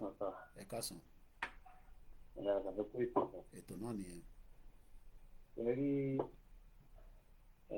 ọlọ́run á máa fún yín lọ́wọ́. Ṣèdùmarè. bàbá ní kìkì sọ̀rọ̀ ọlọ́run dẹ̀ jẹ́ kán sọ̀rọ̀ tán lágbára ọlọ́run. pẹ̀lú ògùn ọlọ́run. ẹ rí àwọn tó ń darí wa ní ìlú wọ́n ti mọ wíkì pọ̀ìntì wọ́n ti fi pàwájì yàn. ó dàbí ẹni tó bá so ẹdìyẹ mọ́lẹ̀ àbí ajá tó fún oúnjẹ ìjọ tó bá máa jàjà fún oúnjẹ báyìí ajá yẹn máa dà bí ẹdìyẹ wọ́n máa ṣùgbọ́n bó ṣe ń tìtì wà lẹ Yorùbá ni àmì crowd Nàìjíríà ni. ẹ rí gbogbo gbàtẹ́gbọ́ ti ń pariwo fún àwọn mídíà pé ẹ máa pariwo ìyá wọn fìyà ń jẹ àwọn èèyàn ṣé bàbá àǹtà ṣé wọ́n máa sọ fún àwọn òkú ó ti ẹ̀dá ó kàn dùn mí ní wípé àwọn ẹ̀mí àwọn ọmọ ọlọ́mọ tó yẹ kí wọ́n tẹ̀ sí ìtọ́lá ayé wọn sí ìtọ́lá ayé jẹ wọn sí ìmọ̀bílá ayé ṣe rí ẹ̀mí àwọn ọmọ tó sọ nìyẹn because àwọn ọmọ tó sọ nìyẹn sìn àwọn tó máa wúlò fún orílẹ̀-èdè Yorùbá wà ní wọ́n wà náà ọlọ́run abára rẹ̀ àwọn òbí wọn lẹ́kùn. àmín àmín. tẹ́rí àwọn èèyàn wa àwọn ìjọba wa wọ́n mú àwọn èèyàn díẹ̀ nínú wa wọ́n ń lò wọ́n fún wa nǹkan tí mo sọ sí yẹn orí yọmí àǹtà ṣèbí bàbá rí ìyà tó ń jẹ àwọn èèyàn níbi tí bàbá ò lè máa sọ fún wọn pé ẹ̀yin ìjọba yìí ẹ hùwà tó dáa fáwọn aráàlú ṣe báwọn náà travel out níbi 2 months ago àwọn náà rí bí ìlú òyìnbó ṣe rí ṣé ó yẹ káwọn náà máa pariwo because àwọn náà ń jẹ ẹ má jẹ́ àdẹnu bọ̀rọ̀ ẹ jẹ́ ká sọ̀rọ̀ níbi tọ́rọ̀ lọ àwọn náà ń jẹ nínú àwọn ìjọba yìí wọ́n ń jẹ ẹ má jẹ́ àparọ́ fúnra wa ṣé wọ́n fẹ́ sọ pé àwọn jẹ nínú ìjọba kí ló kọ Ọ̀yọ́ state yìí wọ́n jẹ́ ń bibẹ̀ náà wọ́n jẹ́ ń bẹ̀ because àwọn náà ló sọ lójú ọ̀rọ̀ àwọn táàbù lọ́jọ́ yẹn wọ́n sọ pé àwọn ìlú kan wà wọ́n kó apọ̀ wọ́n ṣe kí kan kò go straight to the point bàbá yẹn go straight to the point tó kàn jù mí ni wípé àwọn ẹ̀mí àwọn ọmọ tó sọ nìyẹn because a lè máa wá sórí iṣẹ́ àgbà nígbà tó fẹ́ ọlọ́run mú kinní kan náà nù ìlà yóò rí bẹ́ẹ̀ because gbogbo wa náà la lọ́mọ ńlé kọ́ máa try kọ́ máa sọ gbogbo ọ̀rọ̀ lẹ́ẹ̀kọ̀ọ̀kan kọ́ máa try because èmi náà máa ń fọ́lù wọn náà máa ń fọ́lù wọn lórí ètò wọn máa ń fọ́lù wọn bẹ́ẹ̀ tàgùn lèmi náà mú ìsọwọ́ èèyàn kan tàbí máa ń fọ́lù ẹni yìí because àwọn náà ọmọ Yorùbá ni wọn àwọn náà travel out gbogbo wàhálà fẹ́yìn kọ̀ọ̀kan yìí ṣe yìí ṣé ẹ̀ sá lọ́mọ bíbá yìí ẹ̀ lọ́mọ bíbọ̀ ẹ̀rù bẹ́ẹ̀ ṣe fi lélẹ̀ ẹ̀rù àwọn ẹbí yín tó wà ń bẹ̀ ṣé gbogbo ẹbí ti tẹ̀ lólówó yìí tó bá lówó gan kò lè dá bọ́ gbogbo ẹbí ti tiẹ̀ bọ̀ tọ́wọ̀n kan bá sọ máa fẹ́ irọ́ ni kò rí bẹ́ẹ̀ kò ṣe kinní kan ò rí báyìí kinní kan ò rí báyìí wọ́n fẹ́ dọ́gbọ́n da àwọn yẹn Sunday tó fẹ́ da àlàáfíà lóru ni ó fẹ́ ṣe kinní kan ìbáwọn náà ti fojú ara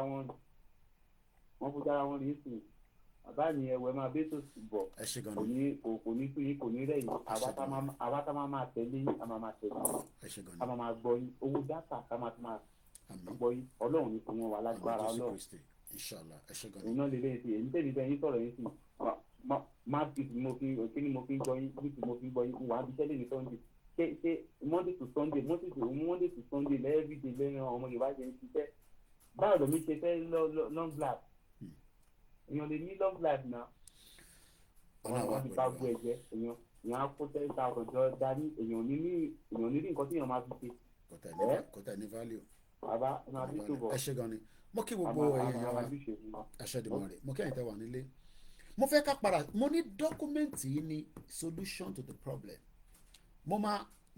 mo máa fo ibi tá a kà dé tí gbogbo wa dẹ̀ ń follow ẹ̀ òun ni a ti sọ̀rọ̀ nípa we shall modernize our cities òun ni audio clip àti video tá a ti ṣe so the next one òun ni we shall seriously emphasize enterprise and business mo lè ka méjèèjì but mo fẹ́ yẹ ká lọ sí number 28 ká wá fi wo in tó ṣẹlẹ̀ nílẹ̀ Yorùbá in the last few days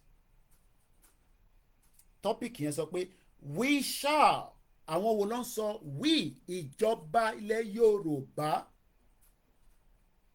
we shall take conscientious àmàlọ́wọ́ English dictionary yẹn jáde nísìnyí conscientious care mo mọ̀ tó ń pè ní care ìtọ́jú bí wọ́n bá sọ pé care care gbogbo àwọn tó ń jápa lórí cos care lè máa ṣe o má jápa kó wá sọ pé ó fẹ́ lọ ṣiṣẹ́ ní First Bank àbí World Bank àbí intọ́ ní kó wá ṣe yẹn gan ló máa ṣe o bóun ẹ̀ kó gbé the first class degree dé lùi orí cos tó fi wọlé yẹn kò àfi tó bá wà lọ ṣèyàwó àbí tó go through another immigration route ló fi lè tú wá ní stability police switch but ó dé pẹ̀lú cos kí àló máa wá ṣe níbí báyìí that is what we need it for kí àtà lè fáwọn èèyàn nílé àwa fún wọn nílùú òyìnbó gbogbo àwọn àgbàlagbà tó wà ní care home nísìnyí wọn máa ti bẹ̀rẹ̀ sí jẹ lunch bó ṣe ń jẹ èmi náà ti ṣiṣẹ́ láwọn obìnrin rí nígbà tá a kọ́kọ́ dé some 25 years ago kò sí iṣẹ́ tó ní ìdọ̀tí kankan iṣẹ́ níṣẹ́ ń jẹ́ owó gbọ́ òde ń rùn mọ̀ sí tèmi ló sọ fún mi pé iṣẹ́ kò ń pààyàn iṣẹ́ kí ló ń pè ní iṣẹ́ apá ẹ̀ tó yẹ pé kódà òun láàrin tó ń ṣẹlẹ̀ nílẹ̀ Yorùbá lẹ́nu ẹnu mọ̀ sí tèmi lè máa ti ń gbọ́ yẹn pé iṣẹ́ pé à ń ṣe eléyìí tẹ́gbọ́n yẹn sọ nísìnyí pé òun ṣe ń jọ Sunday mo fi dá sí ni o àìmọye àwọn tó wà lẹ́nu iṣẹ́ lọ́wọ́lọ́wọ́ nísìnyí 7 days làwọn náà ṣe ní ìlú yìí but the only difference is à ń rí the difference láti yọ díẹ̀ láti send sẹ́yìn nílé ṣẹ́ni tó ń ṣiṣẹ́ 7 days ní sẹ́mo lè ní kó fún mi ní 5,000 kò ní ní Koiki àbòhun pọ́npọ́n yóò ní kò jẹ́ kó rí bẹ́ẹ̀ àná mo ní ṣé o lè mú 170,000 naira kó lọ fi ṣe shopping 80 pounds ni mo ná nínú ilé ìlànà láti lọ fi ṣe shopping ṣé wọn náà lè ṣe the same thing based on the economic and the inflation of Nigeria because inflation bíbá yìí náà ti lọ sókè gas wo mo ti pa kò ṣeé máa tàn ní 24/7 gbèsè ní bí ṣe wà báyìí nísìnyí mò ń fi pé ó dà ń pé atẹ́gùn díẹ̀díẹ̀ torí pé mo ò dẹ̀ ti cotton tí bá lọ sókè nísìnyí màá kọ́ lọ mú body warmer màá kọ́ ra wọ̀ sára tó bá tán o máa sanwó ẹ̀ kò sọ̀fẹ́ ní London kò sọ̀fẹ́ ní Europe gbogbo gáàsì kẹrin bó lọ́ ti ń kó wá ọ̀dọ̀ wa lọ́ ti ń kó wá gáàsì ń bẹ ní Ondo bí ṣe gbọ́.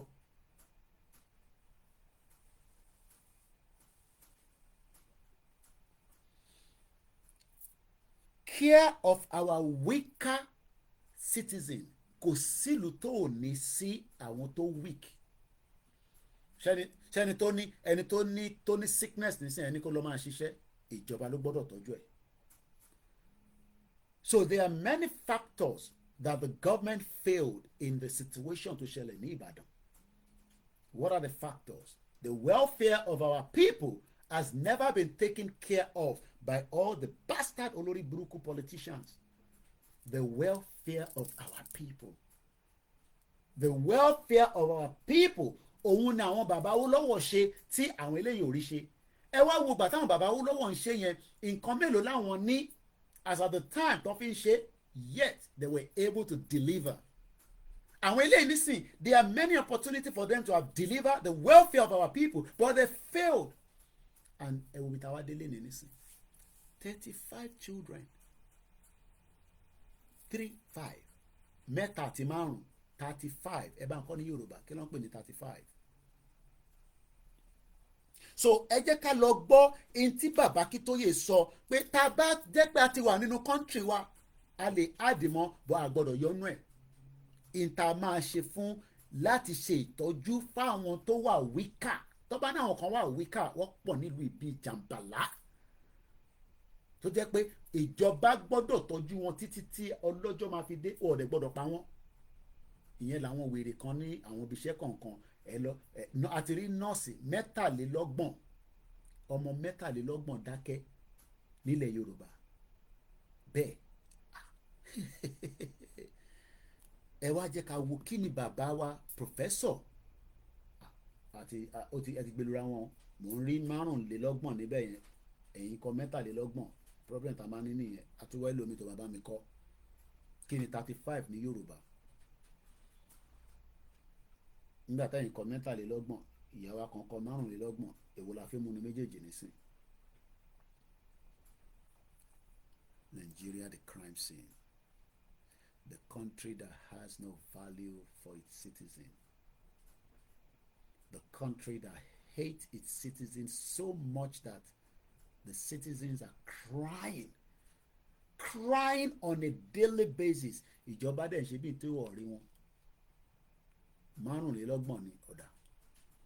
So bàbá mi Gani ìgbọ̀dọ̀ yìí ti rí 23 àbí ẹ ṣe mistake ni àbí mẹ́ta Facebook lẹ́fẹ̀ẹ́ kọ so wọ́n ní 25 ní ọ̀dà. Let's move forward. Mo fẹ́ recording tí mo fẹ́ sọ yìí so that kó lè lọ as an audio as well. Mo kí gbogbo ènìyàn wa ọbẹ̀ Elédùmarè tí gbogbo wa fẹ́ blame òun kọ́ la máa blame àwọn tá a máa blame ni ìjọba tí kò ṣe ẹ̀tọ́ ẹ ṣé gan ni bàbá mi kọ́ ya wọ́n ní 25 ni so ẹ ṣé gan ni. Let's read this. The Good News Path to Prosperity in our Orileede Yoruba by Professor Adebanji Akintoye. We shall take conscientious care of our weaker citizens. A fẹ́ lè fi wo in tó ṣẹlẹ̀ ní ìlú Ìbàdàn ní inú oṣù December yìí níjọ́ Wednesday. A fẹ́ wá fi gbé yẹ̀wò pẹ̀lú in tí bàbá wa Professor Adebanji Akintoye sọ pé bí a bá gba ilẹ̀ Yorùbá tiwantiwa yìí àwọn 25 tó ṣaláìsí tó jẹ́ àwọn ọmọ ọ̀dọ́ irú ò gbọ́dọ̀ wáyé o nílẹ̀ Yorùbá wa torí pé kí ni iṣẹ́ ìjọba ni pé kó ṣe ìtọ́jú tó pọ̀ tó yẹ fún aráàlú. Ẹ jẹ́ ká wá sáré kan tí bàbá Akíntóyè tó kọ nínú The Good News Path to Prosperity. We shall take good conscience of our weaker citizens. We Yoruba pride ourselves as a people who honor and conscientiously take care of our aged persons and who care very seriously for the weaker persons among us, such as the physical challenge or the mentally challenged. In traditional Yoruba society, we used to say proudly that we will never let our weak or infirm become destitute in the street or let them become beggars in the street. Ìyẹn là ń rí nílẹ̀ Yorùbá lénìí àwọn tó ń tọrọ gbogbo ọmọ Yorùbá tí wá di àlẹ̀máńjèrè. Bàbá wa Akíntóyè sọ pé àwa máa ń sọ pé a máa ń fọwọ́ gbáyà pé no ilẹ̀ Yorùbá kò ní sẹ́ni tó máa tọrọ jẹ. Ìyẹn láyé àtijọ́ èèyàn 25 lẹ́mí bọ́ lára wọn látara ẹni tí à ń pè ní what they become destitute. Wọ́n ò rí ọ̀nà àbáyọ mọ́ torí pé kò sí ìjọba. Ìjọba kúrò láàrin ilẹ̀ Yorùbá àmọ́bi tó lọ. Ọmọ 25 ni ẹ̀mí yọ lára wọn látara pé what they become destitute.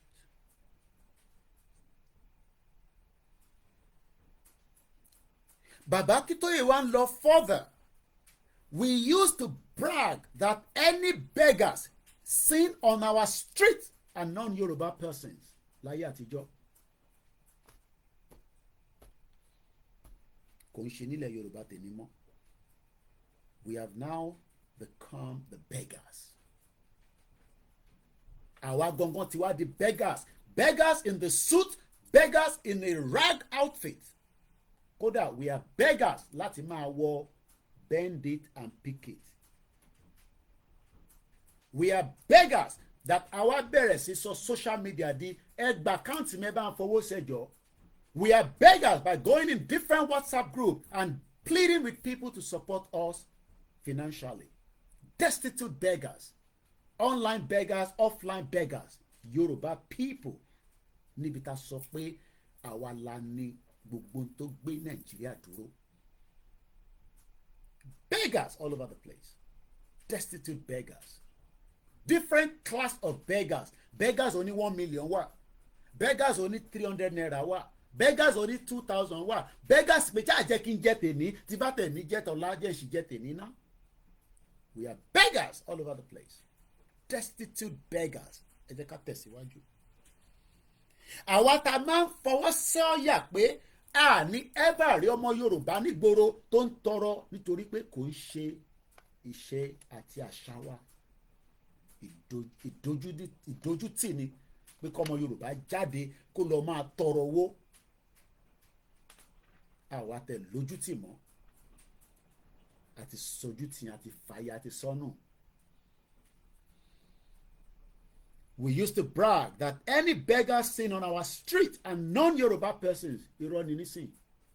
Gbogbo ilẹ̀ Yorùbá pátá ṣàbánjú 2,000 naira sínú OPay. Tó bá rí 500 gan máa gbà lórí OPay. Má ṣà send ẹ̀ sí another one. OPay to OPay wọn ní charge owó lé lórí. Because that 50 naira tó fi yọ lórí ẹ̀ gan ó máa dín nínú 500 naira. Beggars.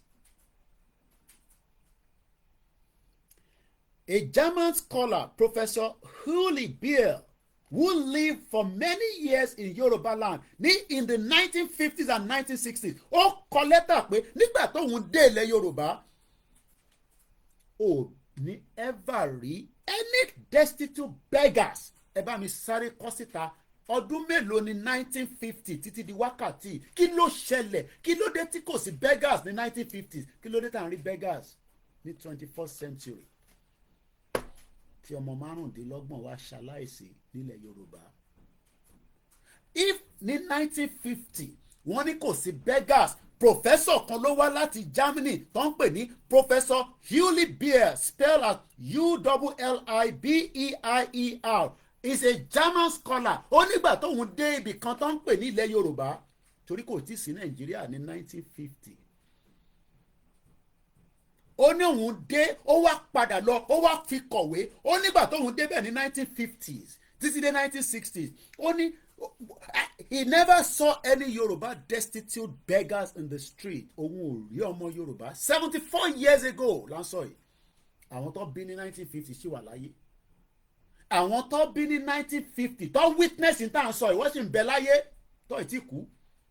Ẹ wá ní ká dákẹ́ ká má sọ̀rọ̀ torí pé ká má bàa upset Tinubu, ká má bàa upset àwọn àgbàlagbà ilẹ̀ Yorùbá. Ṣé báwọn ṣe nìyẹn in the 50s tí kò sí beggars nílẹ̀ Yorùbá? Kí ló wá fa destitute beggars nílẹ̀ Yorùbá? Òun ni bàbá Akíntóyè fi sọ pé we shall take good consensus of the weaker citizens. Àwọn wọn náà pè ní weaker citizens. Ọmọ kékeré ta rí tó fẹ́ lọ gbọ́ oúnjẹ tó dẹ̀ faṣọ ọmọ yẹn lára, wọ́n padà gbé òkú yẹn kúrò lára wọn níbẹ̀ ní just Wednesday ní ìlú Ìbàdàn. Ká bèsè Elédùmarè o nílẹ̀ Yorùbá. But gradually since 1960 nígbà tá a gba independent. As Yoruba people have become poorer and poorer, P-O-O-R-E-R, poorer, tálákà, poor, tálákà, poor, tálákà. Ẹni tó rí tọ̀sán jẹ tó mọ̀ tó máa jẹ lálẹ́, ẹni tó rí talẹ́ jẹ tó tí mọ̀ tó máa jẹ láàárọ̀ ọ̀la. Nígbà tó di 1960, Yoruba people tó ní 1950 a kì í ṣe tálákà nígbà tá a máa fi wọnú 1960 independence, we become poorer and poorer, and there have been more and more Yoruba beggars. That's the fact. It's painful to say, but it's the reality that cannot be denied.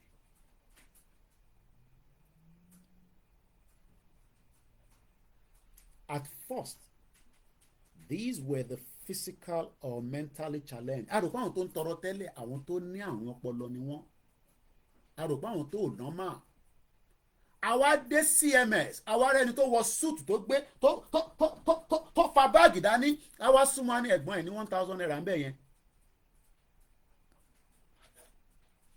Wàá máa wò ó pẹ̀lú suit lọ́rùn, ó dẹ̀ mí nẹ̀.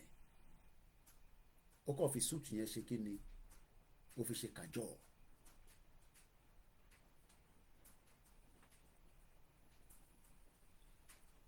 But over the recent decades, increasing numbers of Yoruba physically ẹni tó fit, tó ní fìrìgbọ̀n, ní obìnrin tó dùn dáwọ̀, á wá súnmọ́ ẹ, á ní ò bá mi ṣe, kò fún mi lówó. Àná ọmọ wà nílé tó máa jẹun, ẹ ṣáà fún mi ní 2,000, ẹ gbé mi sẹ́gbẹ̀ẹ́ mọ́tò kẹ́ gbá sí nílẹ̀ Yorùbá. Àwa rí àwọn tí abẹ́ mọ́tò lẹ́gbẹ̀ẹ́ mọ́tò ní corners. Àwa realize pé kò wá ń ṣe àwọn tó ní àrùn ọpọlọ là ń sọ mọ́ nísìn. We now started seeing increased numbers of Yoruba physically and mentally healthy and firm have ended up as beggars. Wọ́n ti wá di ẹni tó rí jẹ tó rí mu. Professor Hewley tá à ń sọ yìí wrote that when he came back on a brief visit to Nigeria in 1986, ó sunkún. Ẹni tó wá ní 1950 tó bá Yorùbá pé àwọn èèyàn dúdú làwọn eléyìí, kò sí beggars. Wọ́n ló wá padà wá ní 1986. Ẹ bá mi sáré calculate.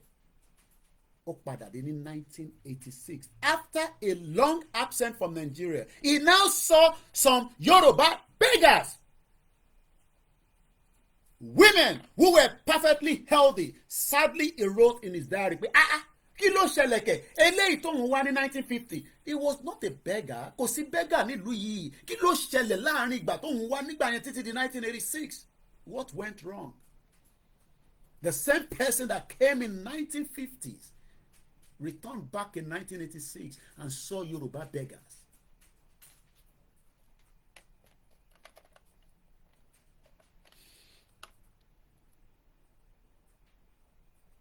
And mostly were women who were perfectly healthy. This was in 1986, 36 years later. Ẹ ṣé gan ni. Ẹ tẹ́ wà lórí ètò torí audio tá à ń ṣe lọ́wọ́ tẹ́ ẹ fi gbọ́ yìí orí ètò láti ń ṣe lọ́wọ́ lórí Koikimedia níjọ́ Sunday 22/12/2024. 36 years ọmọ tó bí ní 1986. Mo wá rántí pé bàbá wa Stephen Emmanuel ní pé ẹ̀mí sọ fáwọn ní 1980 pé ebi máa wọlé Yorùbá. Wọ́n náà kan sọ fún wọn pé kò possible. Pé ìta máa fi mọ̀ pé Yorùbá ti wà nínú wàhálà ní ebi. Àwa ṣe ń sọ pé ikú ṣẹlẹ̀ ní Ìbàdàn. Ikú yẹn ti ń bọ̀ láti 1986, 36 years ago, or in between 1950 sí 1986. So why are we now alarmed? What went wrong? the same professor tó ná wá ní around the time of 1950 tó ní wọn rí destitute beggars wọn ló kọ̀ wá tó tún padà wá ní 1986 36 years after ó wá bẹ̀rẹ̀ sí rí destitute beggars tí kò rí ní 1950 wọ́n wá jẹ́ kó yé wa pé nínú dáyàrí ẹ̀ àwọn tó náà wá rí yẹn wá jẹ́ àwọn Yorùbá kan náà tó rí tẹ́lẹ̀ women who were perfectly healthy.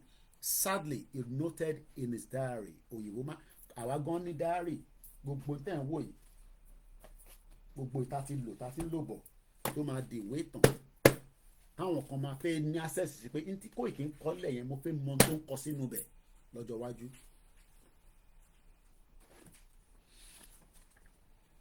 ẹ jẹ́ ká tẹ̀síwájú.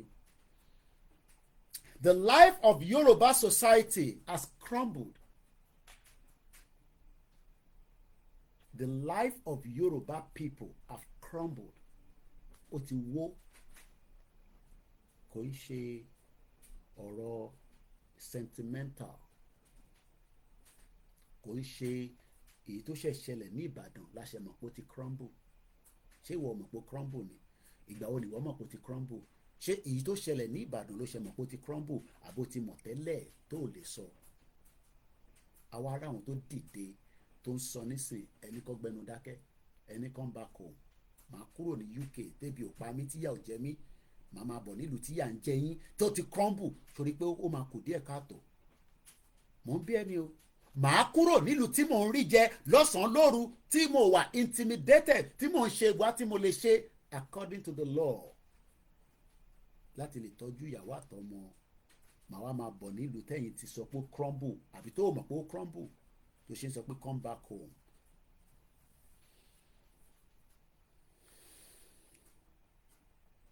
The life of the Yoruba people has been crumbling more and more since then.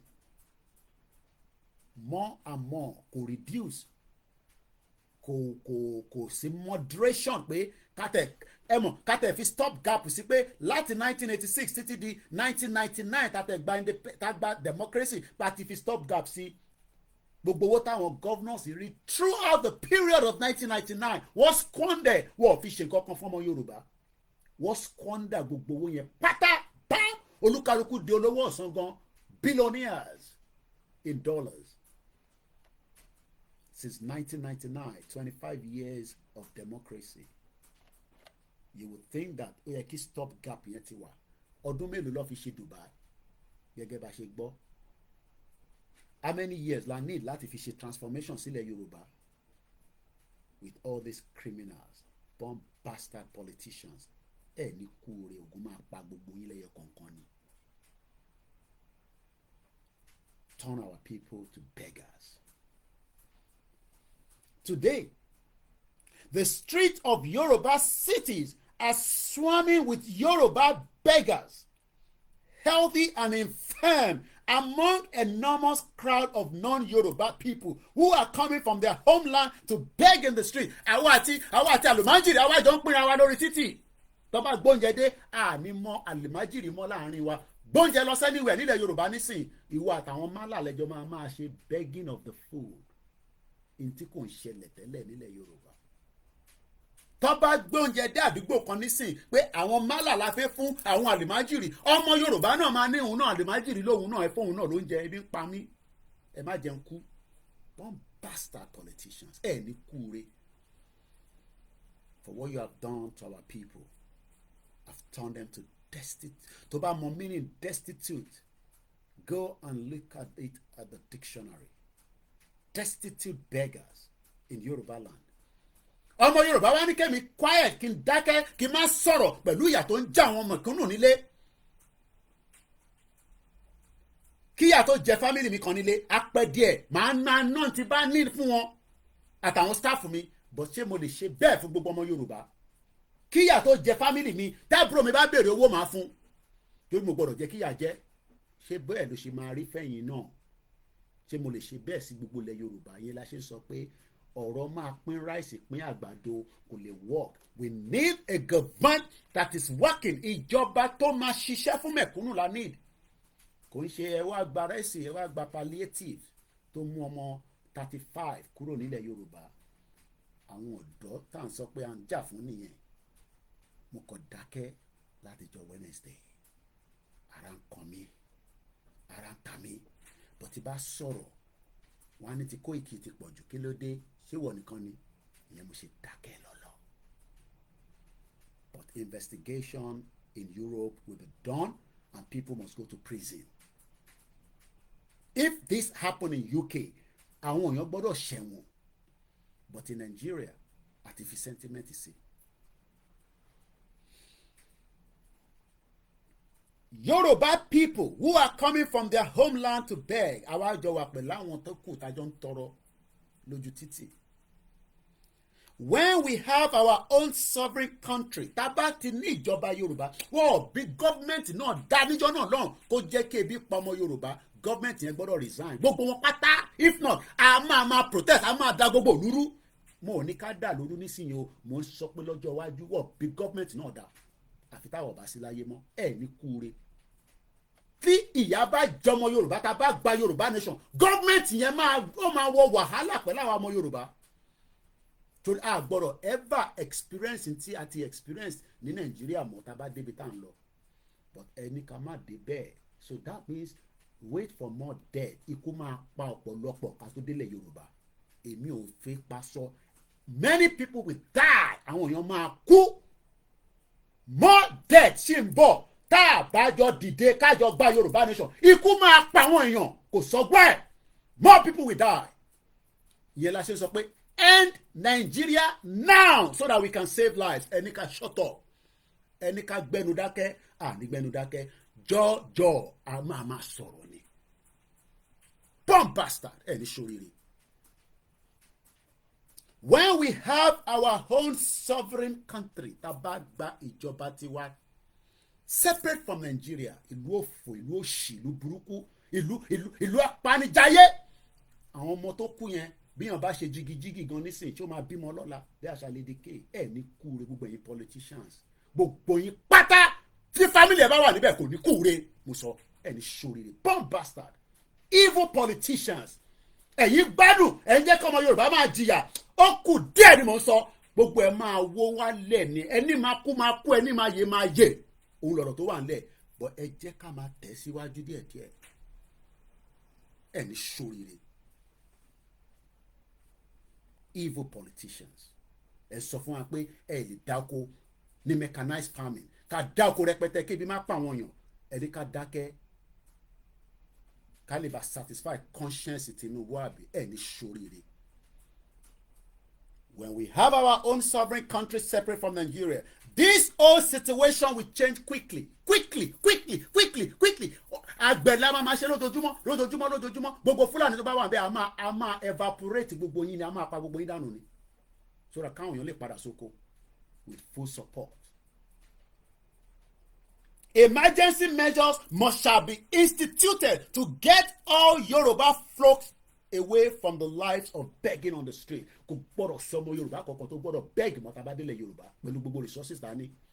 Ṣé omi ni ṣé gbogbo nǹkan ni ṣé human power ni ṣé brain power ni gbogbo ẹ̀ la ní.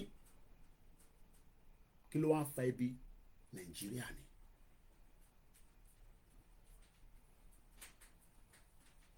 Emergency measures shall be instituted to get all Yoruba flocks away from the lives of begging in the street. And then, within a few years, the general revival of our businesses and general prosperity of our economy will take full care of the situation.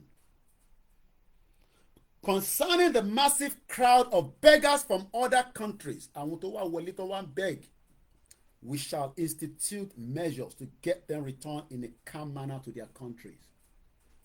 Yes. Donald Trump náà ó máa lé àwọn èèyàn kúrò l'Amẹ́ríkà ó máa lé yín kúrò l'Amẹ́ríkà ẹ̀yin tí ẹ bá fẹ́ wá dàbẹ̀rú wọn náà wọn fẹ́ yín tó gbogbo beggars tó bá wà a máa kó wọn ẹ máa padà lọ sílùú yín àdé close borders wa àfẹ́ beggars. And to complete it, beyond these, we shall evolve social welfare. God bless United Kingdom. God bless America. God bless Canada. God bless European countries that are taking care of their citizens with welfare packages.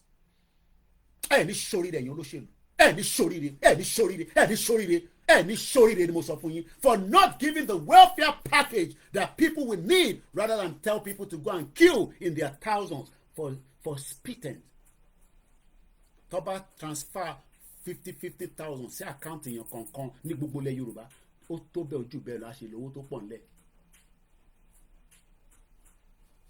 Many Europeans today will not go and beg before Christmas. Ó kù ọjọ́ mẹ́ta lẹ́ni tá à ń ṣe ọ́díò yìí tí a máa ṣe Christmas.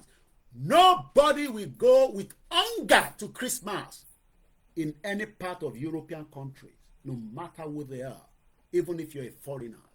O gbọ́dọ̀ gbádùn níjọ́ Christmas and after. Because why? There's what they call social welfare policies, which a Yoruba country will provide for our needy people, welfare assistance to the person who lose their jobs. Oh, ní láti wá bá mi pé oníṣẹ́ lọ́wọ́. That is the responsibility of the government.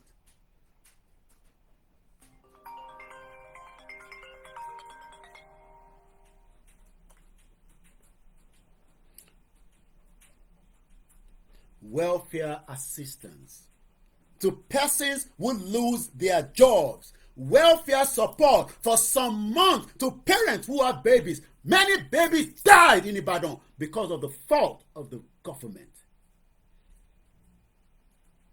35 innocent children died. If the government were doing the needful, kí ni family kan fi lọ máa tọrọ ìtọ́fẹ́ fún wọn ní gbogbo bíkíbi tó bá náà fi palliative tó fi di stampede. Evil government. Nigeria is a crime scene and it must end during our lifetime. Ẹni máa kú ẹni máa yẹ ẹ̀yin dẹ̀ la máa fẹ̀jẹ̀ yín ṣe kí ni la máa fi fọlẹ̀ Yorùbá mọ́.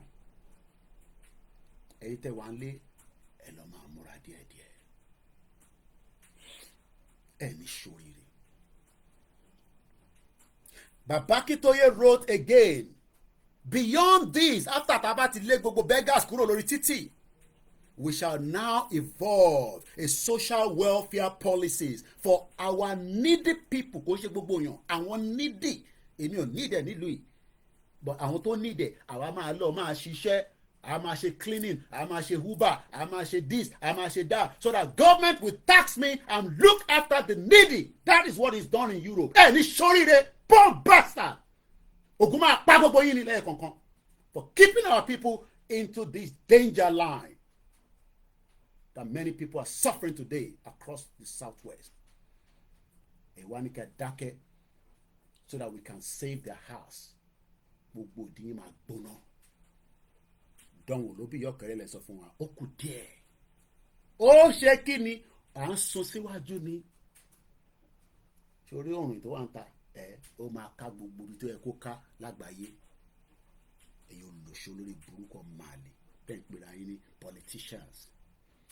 Ká gbádá ẹ máa lọ pàtí ẹ ń ṣe wine ẹ ń ṣe this ẹ ń ya chicken jẹ 30,000 ẹnìkan lè ra chicken ẹnìkan ra ẹja tó máa fi ṣe Christmas ní ọjọ́ mẹ́ta nísìn.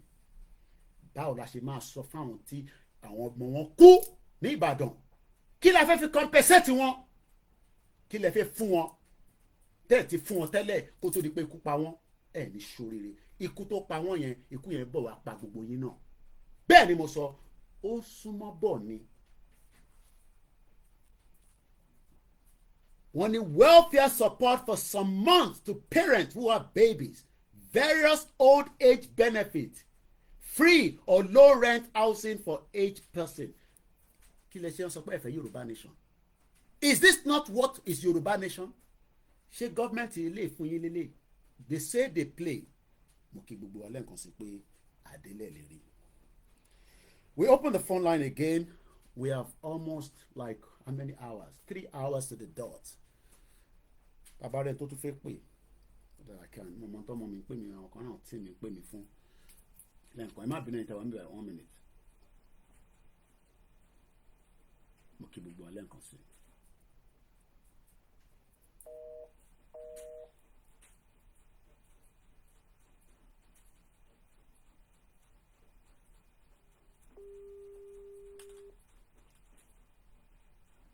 kẹ́yìn o mọ̀ pé yàn wà lórí program mi. bó ẹ ṣe rí sí ni ò jẹ́ kí n pè yín. Alright, kí ló ṣẹlẹ̀. màá pè yín létà kò ṣe fà kánjú kan.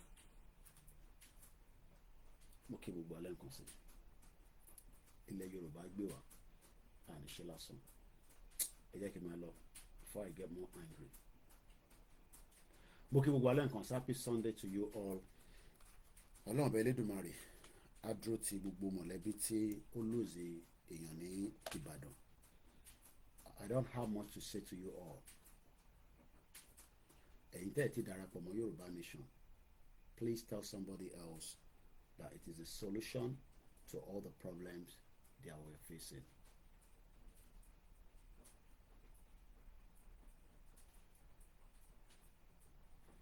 Bàbá mi Bámidélé sọ pé my friend returned back home and they killed him just 4 months ago.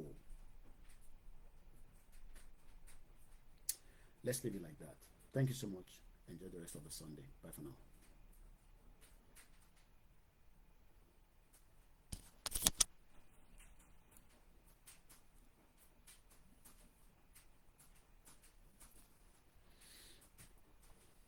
Let's leave it like that.